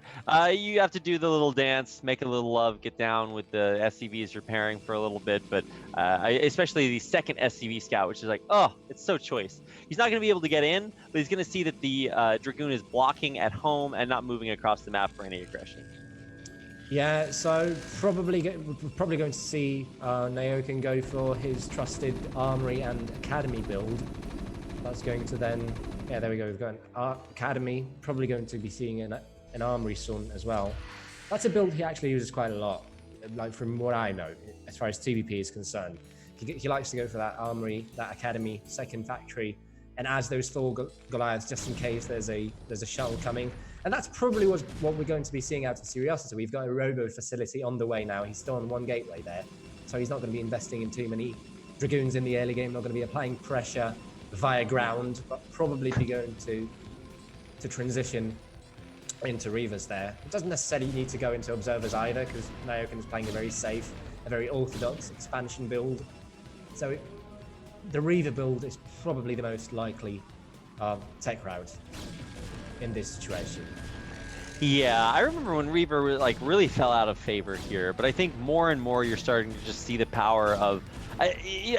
Everybody likes to say, you know, Reavers are, you know, 50-50 coin flip, RNG, whatever. But like when you go for it, you accept that, okay? Like you know what you're getting yourself into, and the upside is just so up that it's really hard to, you know, not acknowledge, you know, how good it is to just get off that sick Reaver hit. So we'll see what it is. Obviously, we have Obs first just to kind of play it safe. So neither player. I actually expected Curiosity to do something crazy, but he's actually playing this totally standard game. No, he's actually going into an observatory there, so not going to be applying any pressure at all in these stages, in these early stages of the game. Like it actually wasn't that long ago when Korean Terrans just defaulted to building a very quick eBay and building turrets everywhere because they were so scared of Reavers. Like it was more efficient to just invest that money into turrets than risk taking any more damage from Reavers. But yeah, as you're saying, it's kind of fallen off in recent times, fallen out of favor. So you don't really get to see those Reavers as much nowadays. Maybe later on in the BSL, we'll see. As a caster, I wholeheartedly embrace all Reaver usage because it just gives you that sick moment where the Scarab is chasing. It's trying. The little Scarab that could, and then it does, and obviously it's super anticlimactic, but every once in a while, it goes off and it explodes everything, and those are the moments I live for. But I wouldn't put it past Seriosity to go for Reaver. I think for Seriosity, one thing I'm just looking for is, can you like not play the game, but like get the third base up, the infrastructure that you need to really combat a macro Terran like Nyoken. Yeah, so as soon as the Observer now confirms Nyoken's build, we're probably going to be seeing that third base throw down pronto on the right-hand side there. Nyoken is on 2 factories. Just as I was saying, he's going to go for those full Goliaths, just in case there's a shuttle. This is a build yeah.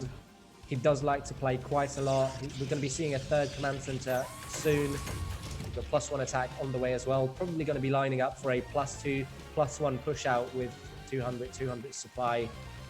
Probably going to be building SCVs up until like the 12-minute mark. Well, his third CC is actually quite late if he were to do that, so maybe going to be delayed. But yeah, the third base being now put down by the Protoss player on the right-hand side. I'm actually a bit surprised he's not being a bit more aggressive with these Dragoons. Obviously, there's no need for the time being because there's tanks in place, but he could be at least surveying the outskirts of the Terran base here, maybe denying like this little SCV that's now gotten out and gonna start, I don't know, looking for. Oh, he's actually gonna put down a base down there, or what's this SCV doing? No, he's just checking for purposes. All right. But yeah, if Curiosity actually went out, like left his base with those Dragoons, he could have denied that scout. But now Nyoken's basically getting a free SCV scout in like 7-8 minutes into the game, which is something that you don't necessarily see in a regular TVP. Like that SCV doesn't necessarily get to slip out. But yeah, there we have that 3rd command center. We've got more factories on the way. We've got a starport on the way as well. So probably going to be seeing a science facility on the way as well as a 2nd armory to get those upgrades rolling. Yeah, but that 3rd CC is not too far behind the 3rd Nexus. So, I mean, Nyoken's feeling pretty safe and sound here. Now, obviously, he could use maybe a little bit of extra information.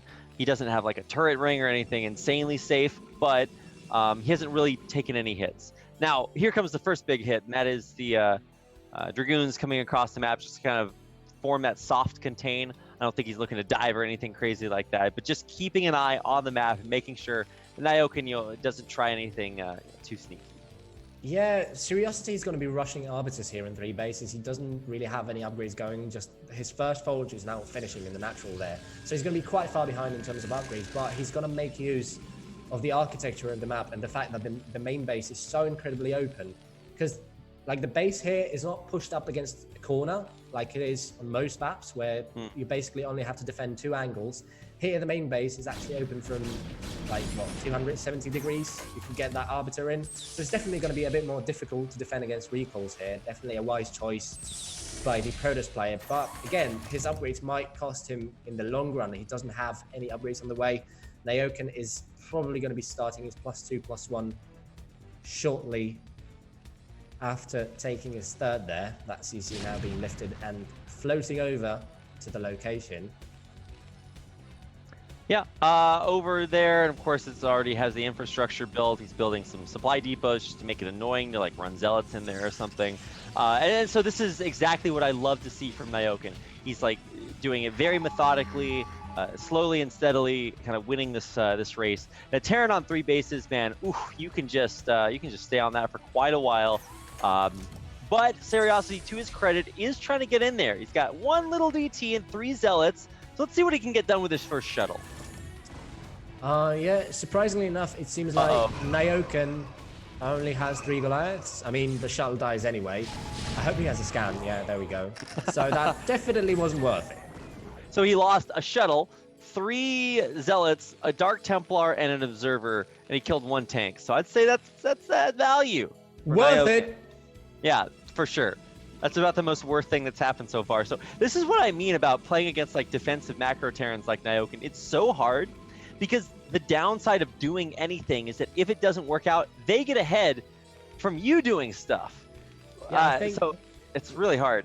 What Seriosity should have ideally done here is instead of taking that 4th base at the 3 o'clock, he should have gone for the bottom right main base and just gobbled the map up as quickly as possible, got more production going. Because at the moment, like Naoken is basically unbreakable. He's got +2/+1 on the way, nearly halfway. Actually, his +1 armor is quite delayed. It's only just started, so those upgrades are going to be out of sync. So he's not going to have as strong a push as he could have had in an ideal situation. Yeah, I mean, usually you want it synced up, but I don't think he's timing a push off of that. I think honestly for Naoken, he's probably pretty safe and sound, even when it comes to getting a 4th base, depending on where he wants to take that. I mean, I'm guessing he would move southward. With this build, this is a timing push. When like this build specifically, you go for a +2/+1 push. You get maxed out. You like stop building SCVs. He's not making SCVs anymore. If you look at the command centers, he's that's totally a good point. fine. Yeah, so the entire idea of this build is to basically defend against shuttles because you get 4 Goliaths. I think he only got 3, so that's a bit of a mistake. Because you need 4 to 2-shot a shuttle. But the idea is to defend against a quick shuttle, get a very quick command center, and then push out with a +2/+1 army that's just basically unstoppable. Yeah. Because if he had that +2/+1 right now, his army would be unstoppable. I mean, Seriosity has no upgrade whatsoever. His +1 attack is only about to hit now. Maybe that single arbiter is gonna make the difference. I don't even know if he has any spells on it just yet. He's probably gone for stasis here.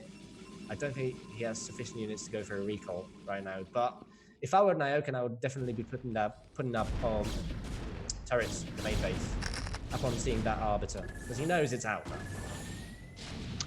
Yeah, no turrets. I mean, he has 1 at the front just for DTs, but no turrets just yet. You can see Seriosity is finally starting to get out there, spread his units out on the map, make sure that there's no like command centers coming up in any of the other bases, and start to secure his 4th coming up. His 3rd just looks really weird with all these pylons up there, but the idea is that he's trying to get his infrastructure up. But while he's doing that, what is about to happen is, like you said, that timing push should hit. I'm guessing he will wait for that armor to finish eventually. Because right now it would be an anti-timing. Like, why would you move out if you've got that +1 on the way? Right. Well, I mean, obviously you want them both to finish at the same time. Yeah. But so I'm saying that they're a bit out of sync. Yeah. Yeah.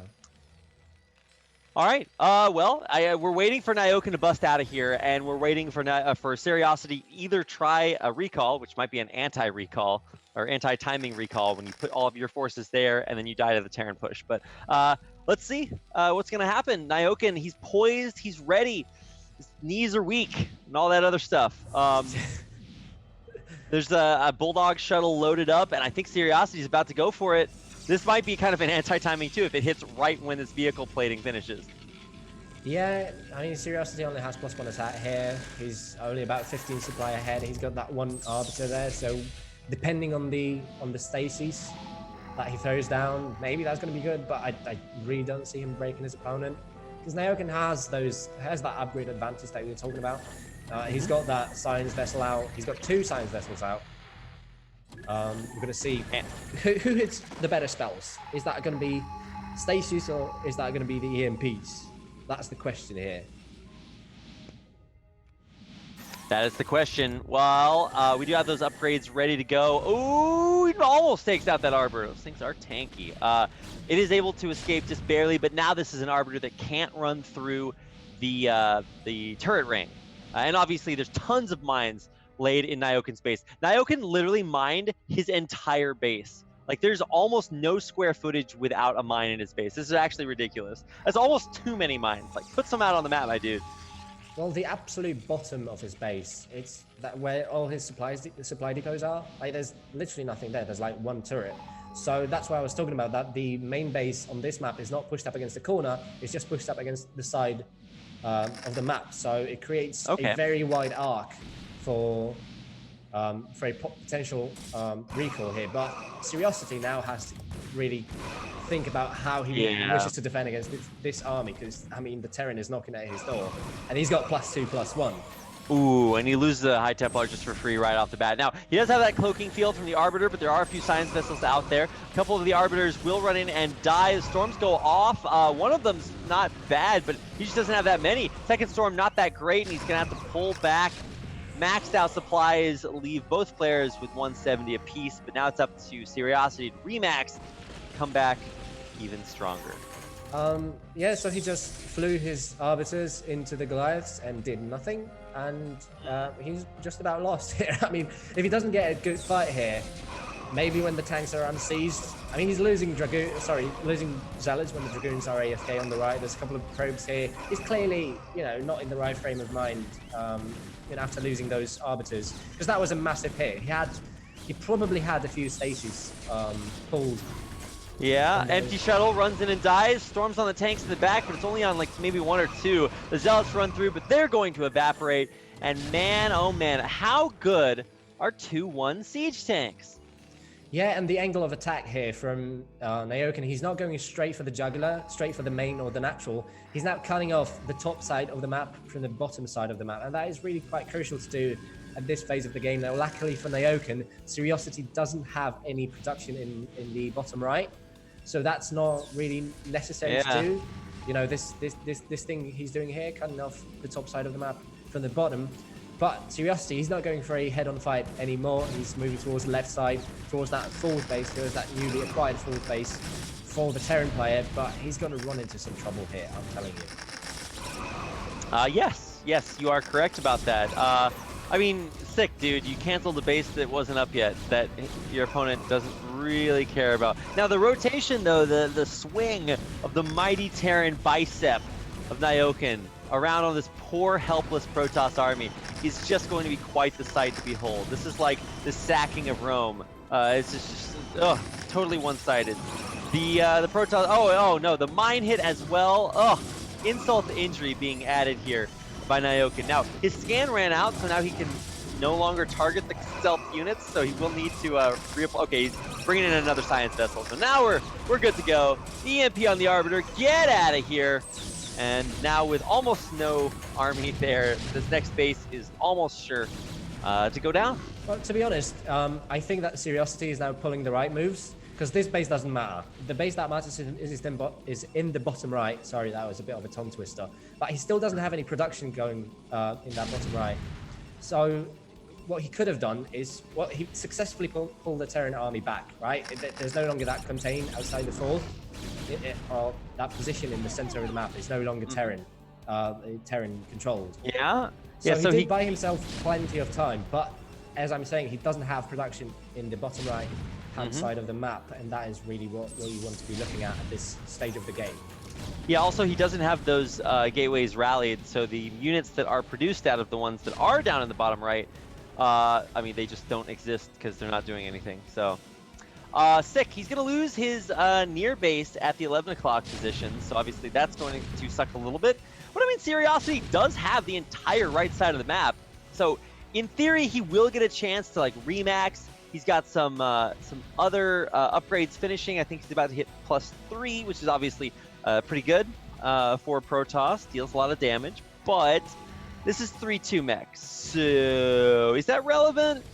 Well, the thing is that Curiosity, well, he's pulling the right moves, but he's got a very rudimentary army. Like, he's got one Arbiter that doesn't have any energy on it, basically, and he's got a couple of Storms, but mainly, like, the main bulk of his army is just Dragoons and Zealots, and that's gonna run into some trouble when confronted with this many tanks and this many Vultures. But maybe Nyoken is not sieged up, and Curiosity is getting a good surround from the bottom as well. A massive storm on all those tanks. Storm, whoa! Storm Another storm. And 3, these storms are crazy. But 2-3 Terran mech is crazy. Yeah, 3-2 Terran, yeah. Yeah. I mean, he's pulling the right moves, doing the right things, but as I'm saying, I think it was the complexity of his army that really played to the detriment of his health here in this particular game, because he only had a single Arbiter. And imagine how that fight would have gone if he had had like 1 or 2 spaces.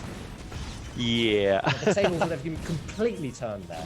For sure, for sure. Now, there are a bunch of cannons down here, but I think the inevitability is going to set in. This is a bunch of Terran army to have kind of way down at the bottom side of the map, so maybe there's a counterattack potential for Curiosity up top. But eventually these bases are going to fall, and like you said, he's only just now getting up, 6 gates down here. 5 gates, I guess. Yeah, that's way too late. Yeah, super late, and now he won't be able to produce from different locations. And, oh man, how do you break through this? This is just rough. Well, he's not going to find as much success as he did last time at the 4th. That's a massive storms at the 4th. Jesus. No. Holy, if that storm had been thrown like 1 pixel to the top, there's like 8 more SCVs bunched up there. Yeah. But still, okay. I mean, valiant effort. I mean, hey, at least we got the cool moment, right? Yeah. Instead of just watching a slow and painful death, we got some highlight material. Yeah, I suppose, yeah. I mean, Curiosity's doing kind of what he knows he should be doing, clearing, or anything he can, right? Clearing some mines in the middle, making a presence out of the map, and eventually he's going to want to try to clear this, force down towards the south, but I don't know if he can really afford to. He's taking out everything that's out there, anything that he can get his every little Protoss hands on, but, oh, see that EMP? Ooh. Yeah, I mean, I'm still looking at the supply because Curiosity was in a decent position. That was like 200 supply to 141. But now he's fighting with basically pure Dragoon against Tank Vulture, and that's not what you want to be doing at this point in the game. He's got a small contingent of units coming in from the bottom there, but that's not really going to do much. That was a decent mine drag, killing 2 tanks. He's still like 45 supply ahead. But yeah, he lost 1 base, so he's down to... He doesn't have any economy in his natural. There's like only 3 probes there. No economy to speak of. So I'm looking at the positives here for the Protoss player. But yeah, his bottom right is once again going to get cut off, and there's not sufficient units to break the contain. So as long as Nyoken breaks this bottom right, he should have this game in the bag. He's just taking control of his like 7 o'clock base right next to his natural. He's only mining from the 4th and the 5th now. He's run out of minerals in his natural, at his 3rd, and in his main as well. So he's going to be sieging that production in the bottom right. He needs those Vultures to tank for the siege tanks, because the Zealots are getting on top of them. But yeah, he's got plenty of units. And even though, I mean, Curiosity is going for a counter-attack. He's got 179 supply. He's got +3 attack on his gateway units. And there's no defense at the 4th. They might be trading blows once again. And I don't really know who's going to get on top. Come out on top. Well, I've got some hints. You know, we may see Terran be okay here. But the Storms are actually doing really well, taking out a bunch of tanks in the backline. They're really enabling these Dragoons to fight way longer than I would have naturally expected them to be, because Dragoons are just like not that great against Terran. They kind of explode a lot, but Curiosity's getting a lot of mileage out of his, almost able to take down this 10 o'clock base. Yeah, he's going to be able to kill it. There was apparently a drop, another storm drop, in that location that we actually missed. At least that's what chat is saying, and I trust Twitch chat with my life. Oh, of course. So, wow. I mean, Seriosity is doubling his opponent in terms of supply. I think Seriosity has done it. I mean, this is what? Wait, where did I feel like that? Well, oh, he's going for a recall in the main base. Oh, he doesn't have enough. Oh yeah, he actually does. Yeah, he does. That's actually insane. Wow.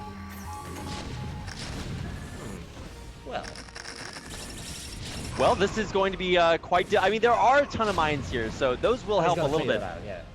This is like that, the Frey song, "How to Save a Life." It's like, where did I go wrong? Like, I'm looking at Nyoken. Like, this is a maxed out 3-2 Terran. He's getting out there. He's killing it. But I think Seriosity just played like Sora on Protoss. If I can make up that situation, he just took every base on the map, and I don't think Nyoken was able to like kill them quickly enough without losing a couple of his. Yeah, but I think Nyoken let his opponent just run him around the map because he had a really decent position on the fourth at the 3 o'clock a couple of times. Like, he could have easily killed it if he hadn't gone back. If he had just maybe, I don't know, traded bases. But instead he kept going back, kept trading not against eco, but against army. And when Seriosity has the better eco, obviously going to have the better army because he has access to more resources. There we go. We've got GG from Nyoken, and Seriosity somehow pulls that game from under a running train, like a runaway train. That's the term I was. There we go. We got there in the end. We did, and Yes. So did Seriosity. Honestly, super impressed by that. I think we were maybe a little bit harsh on Seriosity earlier on because Nyoken's like this big name, round of 8 last year, really, really solid showing, and now he's out of the tournament. Seriosity eliminating, one of the better players from last season. So already some huge upsets. We're gonna slap that on his BSL statistics accomplishments page. Eliminates Nyoken in the round of 24. So. Huge move by Seriosity, and now he advances to the final match of the night to face off against Terror, or final match of Group A to face off against Terror. I'm still trying to process what happened there because I was definitely favoring Nyoken to win that entire game. Like, his timing was a little bit out of sync, like as far as the upgrades, right? His +1 armor. Yeah. He's still just like your voice on stream. Is it? Just a little bit, but anyway. That's not on me. That's I know, it's all good. That's a 0. Yeah, he pulled the right moves at the start of the game, right? Even though his upgrades were out of sync, he did make up for it with taking a slower fourth and then pushing out slightly a bit more, like, conservatively than just getting in the Protoss face. And yeah, I mean, I'm still trying to process what happened there because it felt like Nyoken had the upper hand at every single turn up until a turning point that we somehow actually missed. Because I genuinely don't know what was the turning point in that particular game. Was it the storm drops? Was it the first pullback? Was it the second pullback? I think one of the biggest things is that when Nyoken pushes, like the first big mech push is obviously really hard to stop. It's really entrenched, and the goal of that is to like kill a base. Whenever Nyoken would push, he would like get close to the base, but maybe he finished off a couple of them, but he never snowballed it after that. And by the time he was really pushing and killing bases, Seriosity already had like a bunch of them. So yeah, that might be the case because he kept getting pulled back. We keep coming back to this one thing that Seriosity did really well, and that was counter-attacking and forcing the Terran to come back. We'll see if he manages to do that again. We're going to another match here between that's right, Seriosity and Terra. That's going to be on Gladiator. So definitely a map where you can pull some early game shenanigans, like maybe 2-gate, because you've got that high ground over the main base. Maybe that's something that Seriosity choose to go for. But I don't know. This is a much bigger map than Sylphid. Yeah. Somehow actually managed to win that game against Nyoken, so maybe he chooses to go for him again. Yeah, Seriosity, the momentum behind him. Let's see if it can carry him into the round of 16. It'd certainly be, I don't want to say an upset, but I'm open to suggestions. Let's see what's going to happen in our last game. Let's call things, what they are. I mean, he's just made it to the BSL for the first time, and we've got players as established as Nyoken, as Terra, as Gorinich. You wouldn't. Seriosity isn't the first person you would think of when saying, all right, these guys are making it out of this group, right? So it's really doing wonders here for him that he's actually managed to win that game against Naoken. I'm really looking forward to this game against Terra, because this is a different beast. Terra is a different beast. He plays a completely different style, and we're going to see how Seriosity actually approaches this particular game. Well, here we go. We are into our last game of Group A in the bottom right-hand corner in the purple. Playing Terran, it's Terror. The Terran in the bottom right. And his opponent in the top right, having just beaten Naoken, one of the original OGs of Terran play. He's another American, Alexander Yera. He's Seriosity, the blue Protoss. That one was a 6 out of 10. That intro was... I've heard better, but I know you have it in you. I believe next time you got this. All right. There's not going to be another time. I'm going to get fired for singing that. Don't stop believing. That is a high possibility. So, let's figure out what to expect here, because Seriosity, so he's moving on. He's getting to this final game, but now he's got to face Terror, and slapping down Naoken, wow, crazy. But Terror, he's a whole nother animal. You got to play against a completely different style of player, and you're not playing NA to NA ping anymore. You got to go down to South America. So all I'm trying to say is anything can happen. It's a best of one to advance on to the round of 16. Yeah, it all comes down. It feels like everything comes down to the fact that this is a best of one format, because it doesn't feel like Naoken will be making the same mistakes in another, in a best of 3, right? Because fool me once, shame on you. Fool me twice, shame on me, right? That kind of mentality is what most people adopt when playing in a best of 3, and that's definitely a format that favorites are more comfortable playing, an extended series rather than a best of 1. But that's the magic of Brood War. We actually get these best of 1s more often than not. If you watch, I don't know, StarCraft 2, if you watch any other esport, those best of 1s don't really happen as much, right? And this is the magic of Brood War. This is what we used to. This is how things have always been done, and those best of 1s are, a vital part of competitive StarCraft here. Mm-hmm.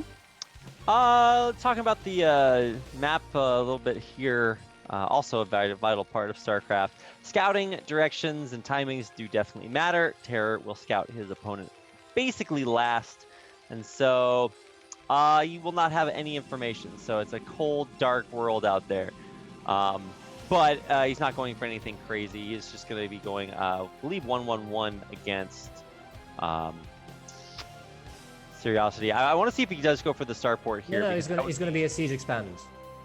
Are you sure? Okay, obviously you're sure about that. I was really hoping that he would go for something really aggressive, get that one base action on. But I never see that work out well. But I'm still always hopeful for it. Well, I'm actually really surprised that he's going for more than 2 Marines, because he's still producing them. He's actually pulling How them. many are you supposed to stop at?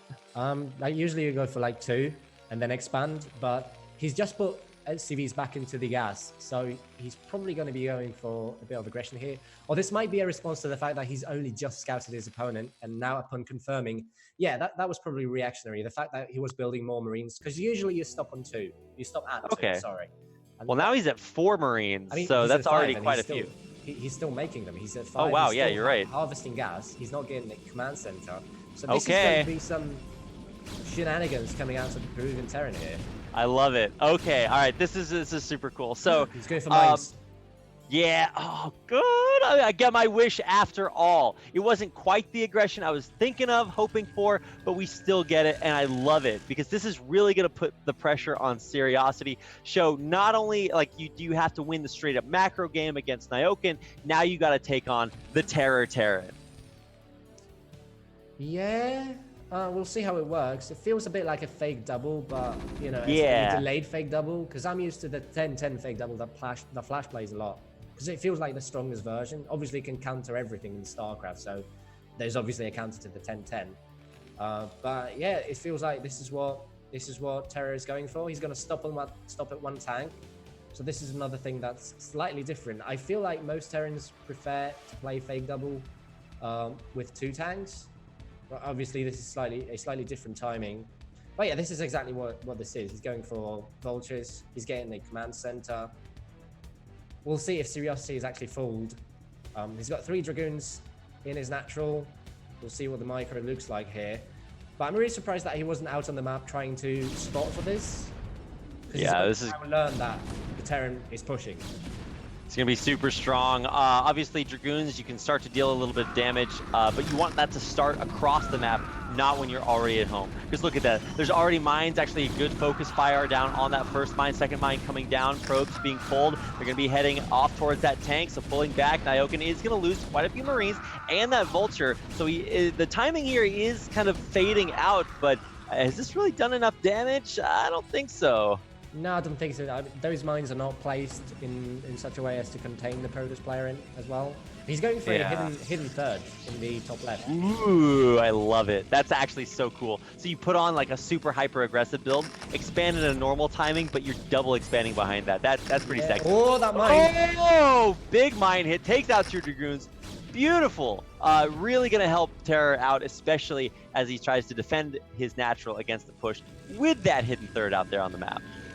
Yeah, so Terror is still applying pressure with those vultures, still not letting up on the aggression. That's exactly what he needs to do to protect that third base on the left. Protect it from being scouted, to protect it from being, you know, just straight out killed. Because as soon as Curiosity gets a bit of freedom out on the map and he confirms how much there is in the natural, how much there is maybe in the main if he gets... Is he going for observers actually? Just now. He's about to pop one out, so... So as soon as he confirms how much there is in the main base in the natural, he could try and he could start suspecting that maybe there's something going on the map. That's 400 minerals missing, basically. Yeah, right? I mean sometimes that 400 minerals is like just in vultures, right? You're not going to scout the vulture army, right? Yeah. So like sometimes you can say, okay, maybe that's running around out there, but in this case, it's not. And so Terror is taking a little bit of a gamble here, but I love this this energy. It's fantastic. Terror getting out there and already taking both an aggressive, an active aggressive, and then an aggressive economic play right behind it too. This is really cool to see. So Curiosity still hasn't really confirmed what his opponent is doing. He's only now sending out his first observer, and he's still a bit apprehensive about moving out with his Dragoons there, because he's keeping them all back at home in case there's a vulture run by. But still, I mean, you pushed back the initial aggression. You've got Dragoons, you've got observers. You could at least send a couple of out, try and clear out mines. But he's being extremely defensive here. He's only now getting into the main base. Oh wait, did he actually lose his observer? No, he's there. Sorry, I missed it. I lost it. Sorry. I was like, how do you lose an observer this fast? Like, if you lose your observer at 7:30, you're trying. I mean, there's only one turret. Yeah, unless you just really want to scout what's in the center of that turret. Good luck, my dude.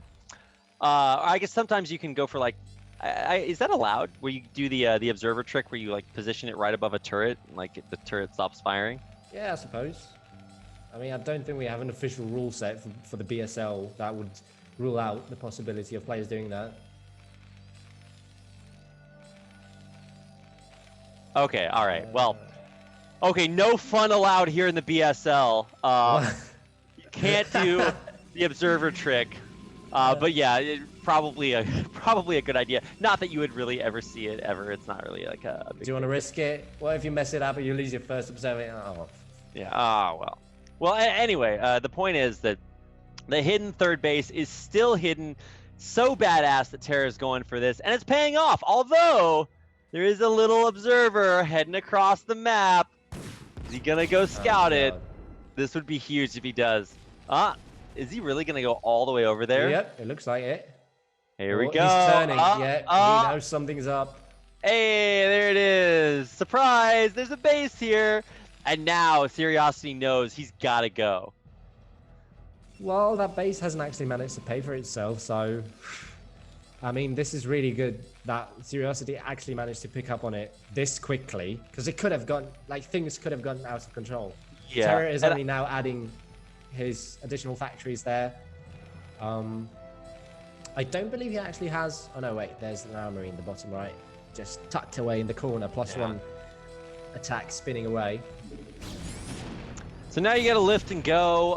Hopefully you save the SCVs here, or maybe you just let them die so that they can mine. But yeah, here we are. We're lifting out, heading out. And I think the command center, is that okay here? It depends on whether the other Dragoons actually move across the map, because he could intercept, but I don't think the 4 Dragoons, well, maybe actually they're Dragoons, they like kill everything, they deal so much damage.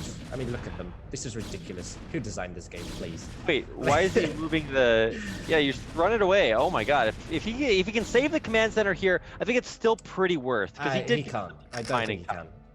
There's more Dragoons coming across the map.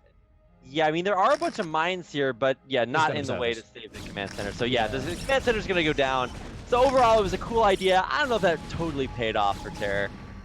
Actually, a couple of mines connected at the top. I only killed 1 Dragoon, so definitely not worth it. Definitely not the kind of trade that the Terran player was going for. And now Curiosity is getting his own 3rd base. It's just been walled off, so no chance of any vultures running in and killing any workers there. What are the upgrades like for the Protoss player? I don't see any forges. He's going up into Arbiters once again, so he's probably going to see a forge be put down relatively soon. But Curiosity really needs to defend now. There's a DT clearing out tanks. He's just got his 2nd kill. That DT is so sick. Oh my god, that's the sniper DT. Mission accomplished. And even though there's some blue goo from the tanks, the Zealots are on top of him now, and I think Terra's going to lose everything. Oh my god, Curiosity with the right engagements here. Is it him? Is this him? The Curiosity? Like, I'm watching. I really like what I see. He's got a 3rd base up behind it. Might want to send some probes over there. He's got a bunch of gateways pumping away. More hero DTs being produced, and Arbiters just about to come out. Yeah, Terra is now only just finishing his 3rd base, or his 4th base that would be, or his base that would be his 4th if he hadn't lost his 3rd. Only going into a starport now, got +1 attack, still spinning away, about to finish. There we go, got through it. Still on 5 factories. I mean, I'm not liking this position for Terra here. It's definitely not where you would want to be as a Terran player. He's got no defense against recall, and that's definitely on the table in the near future. Yeah, I mean, it's gonna be stasis first, but yeah, you're right. Recall is definitely a big thing to think about. Just now, the 3rd base going to come up for Terror, so obviously getting that back up and running. He did steal some extra SCVs from that hidden 3rd, but I mean, realistically, yeah, he might be a little bit behind. Man, this is such a sick last game. Curiosity really, I don't want to say overperforming, but really impressing in these last couple versus Terran games. Yeah, I mean, he didn't deliver in the 1st game. Definitely, I think we can agree that Greenwich completely outclassed Curiosity on that in that 1st game on Gladiator. But then, you know, Curiosity coming back with a very solid TVP against Nyoken, and now it feels like this TVP is a little bit more crisp from Curiosity. Like, he's not making the same mistakes he was in the early in his game against Nyoken. Obviously, we haven't really got as far in this particular game as we had in the previous one, or as we did in the previous one. So we're going to have to wait and see when he takes that top left base, when he starts adding those production facilities in that top left base as well. Providing, of course, Terran survives up until that point, because I'm telling you, Curiosity is getting quite far ahead. But once again, the one thing that he's behind on are those upgrades, or at least that's how I feel, because I can't really see any forges. So there has to be one. Yep. Okay, it's at the 3rd. He's got +1, about 3/4 done.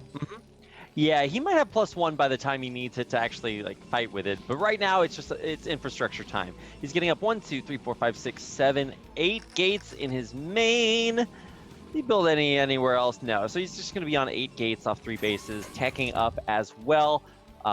So we're in a pretty good place, and especially if this if 4th Nexus can get up and running, we're all right. Yeah, but Terra is going to be playing a very defensive game. As you can see, he's now getting ready for that recall in the main base. And another crucial thing to mention here is that he doesn't have a 2nd armory, or at least I can't see one. So he's only got he's only got +2 attack on the way right now. Huh. But I don't think he's going to be able to push out. Like, or at least not as confidently.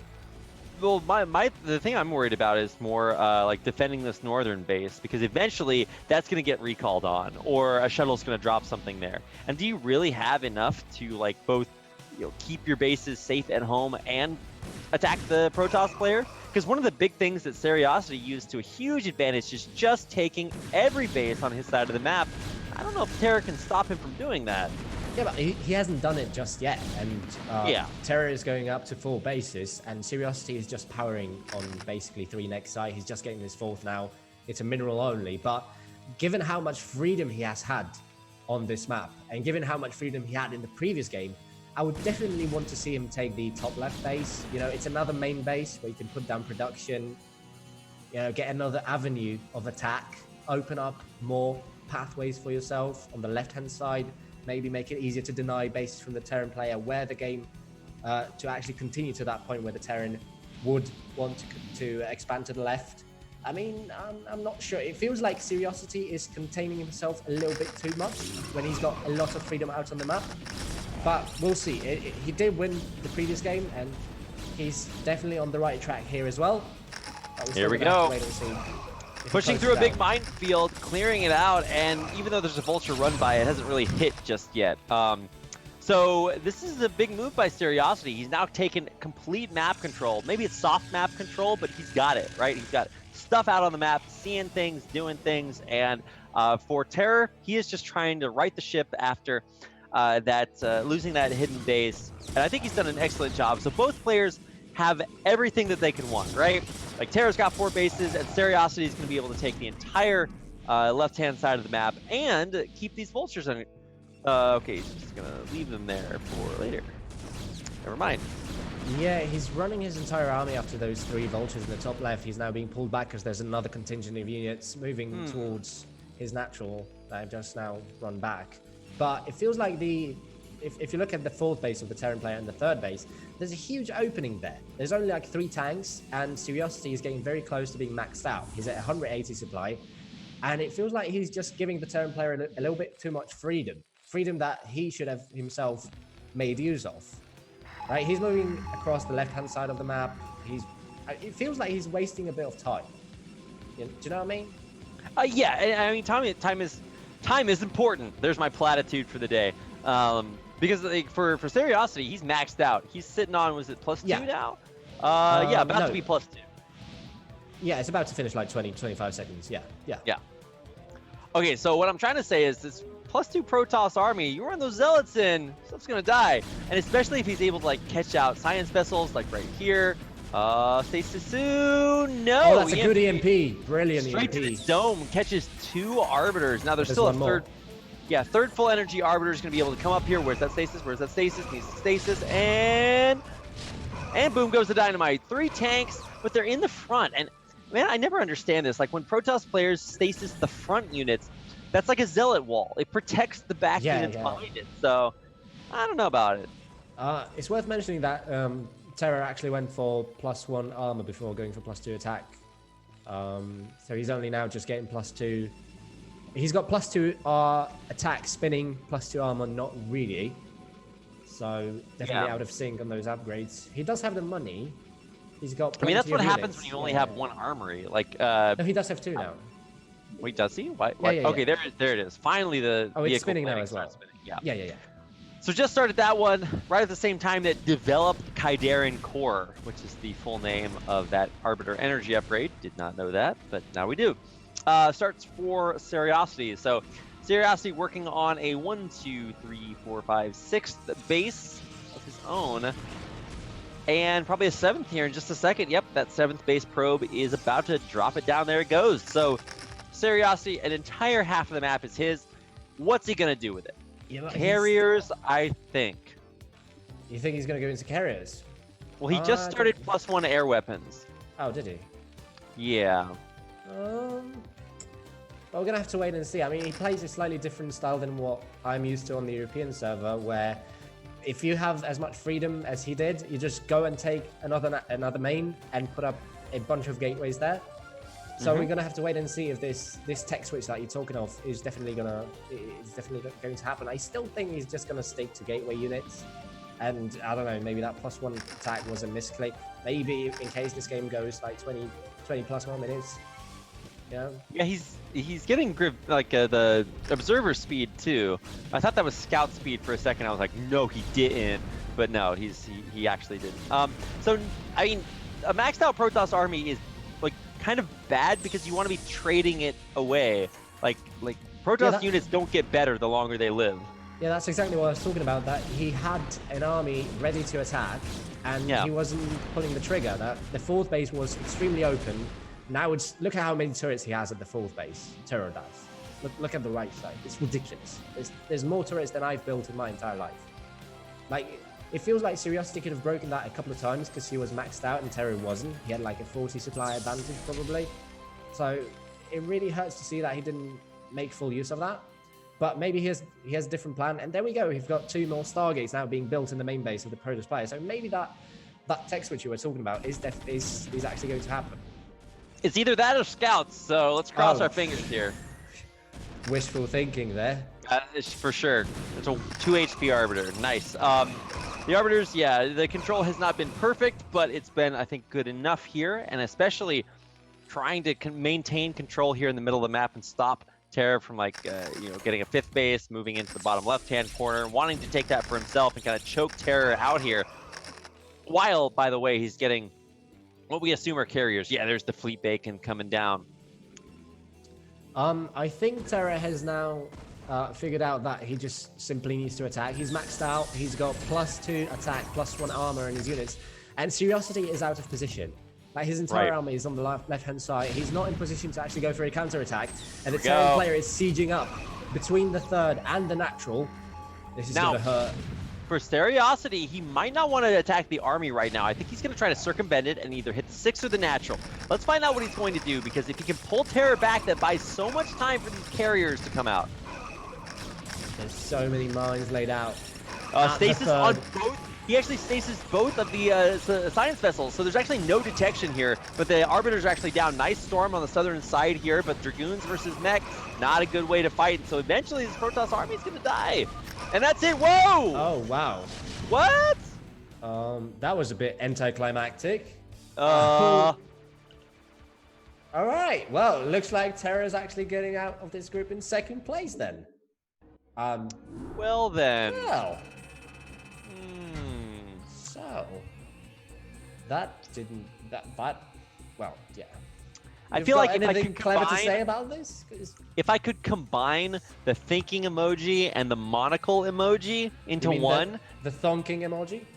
Oh yeah, actually the thonk emoji is almost entirely what I'm feeling right now. That's my analysis, my emoji analysis right there for you guys. Wow. I actually thought we were going to have both of the... I thought 2 Terran players were going to advance from this group. And I don't think that's like a huge surprise. They were maybe a little bit favored. They had great results last season. And I actually thought we were going to see no Terran players advance from here. Like, Curiosity had so much going for him that game. And then he killed his entire army. Yeah, and that's that was a bit suicidal there at the end. Yeah. I think we were both wondering, it's like, when is this guy going to fight? Because, like, you got to use your units, right? That was exactly what he should have done like 10 minutes earlier. Yeah. Where the Terran wasn't there with a maxed out army. Because, you know, he just kept running around the map with a maxed out Protoss army with like +2 attack and a couple of Arbiters. And he just never pulled the trigger. He was afraid to do so when he had the superior economy. It's just, you know, a bit anticlimactic there. So yeah, we've got our 2 players advancing out of Group A. Gorillage in 1st place, and then Terra in 2nd place. Yeah. Congratulations to both of them. We are going to head out of here for a quick break, about 3 minutes or so, and then we'll come back with Group B and do it all over again. So don't go anywhere. Thanks for watching BSL Season 7, Day number 1. See you back here in just a few minutes.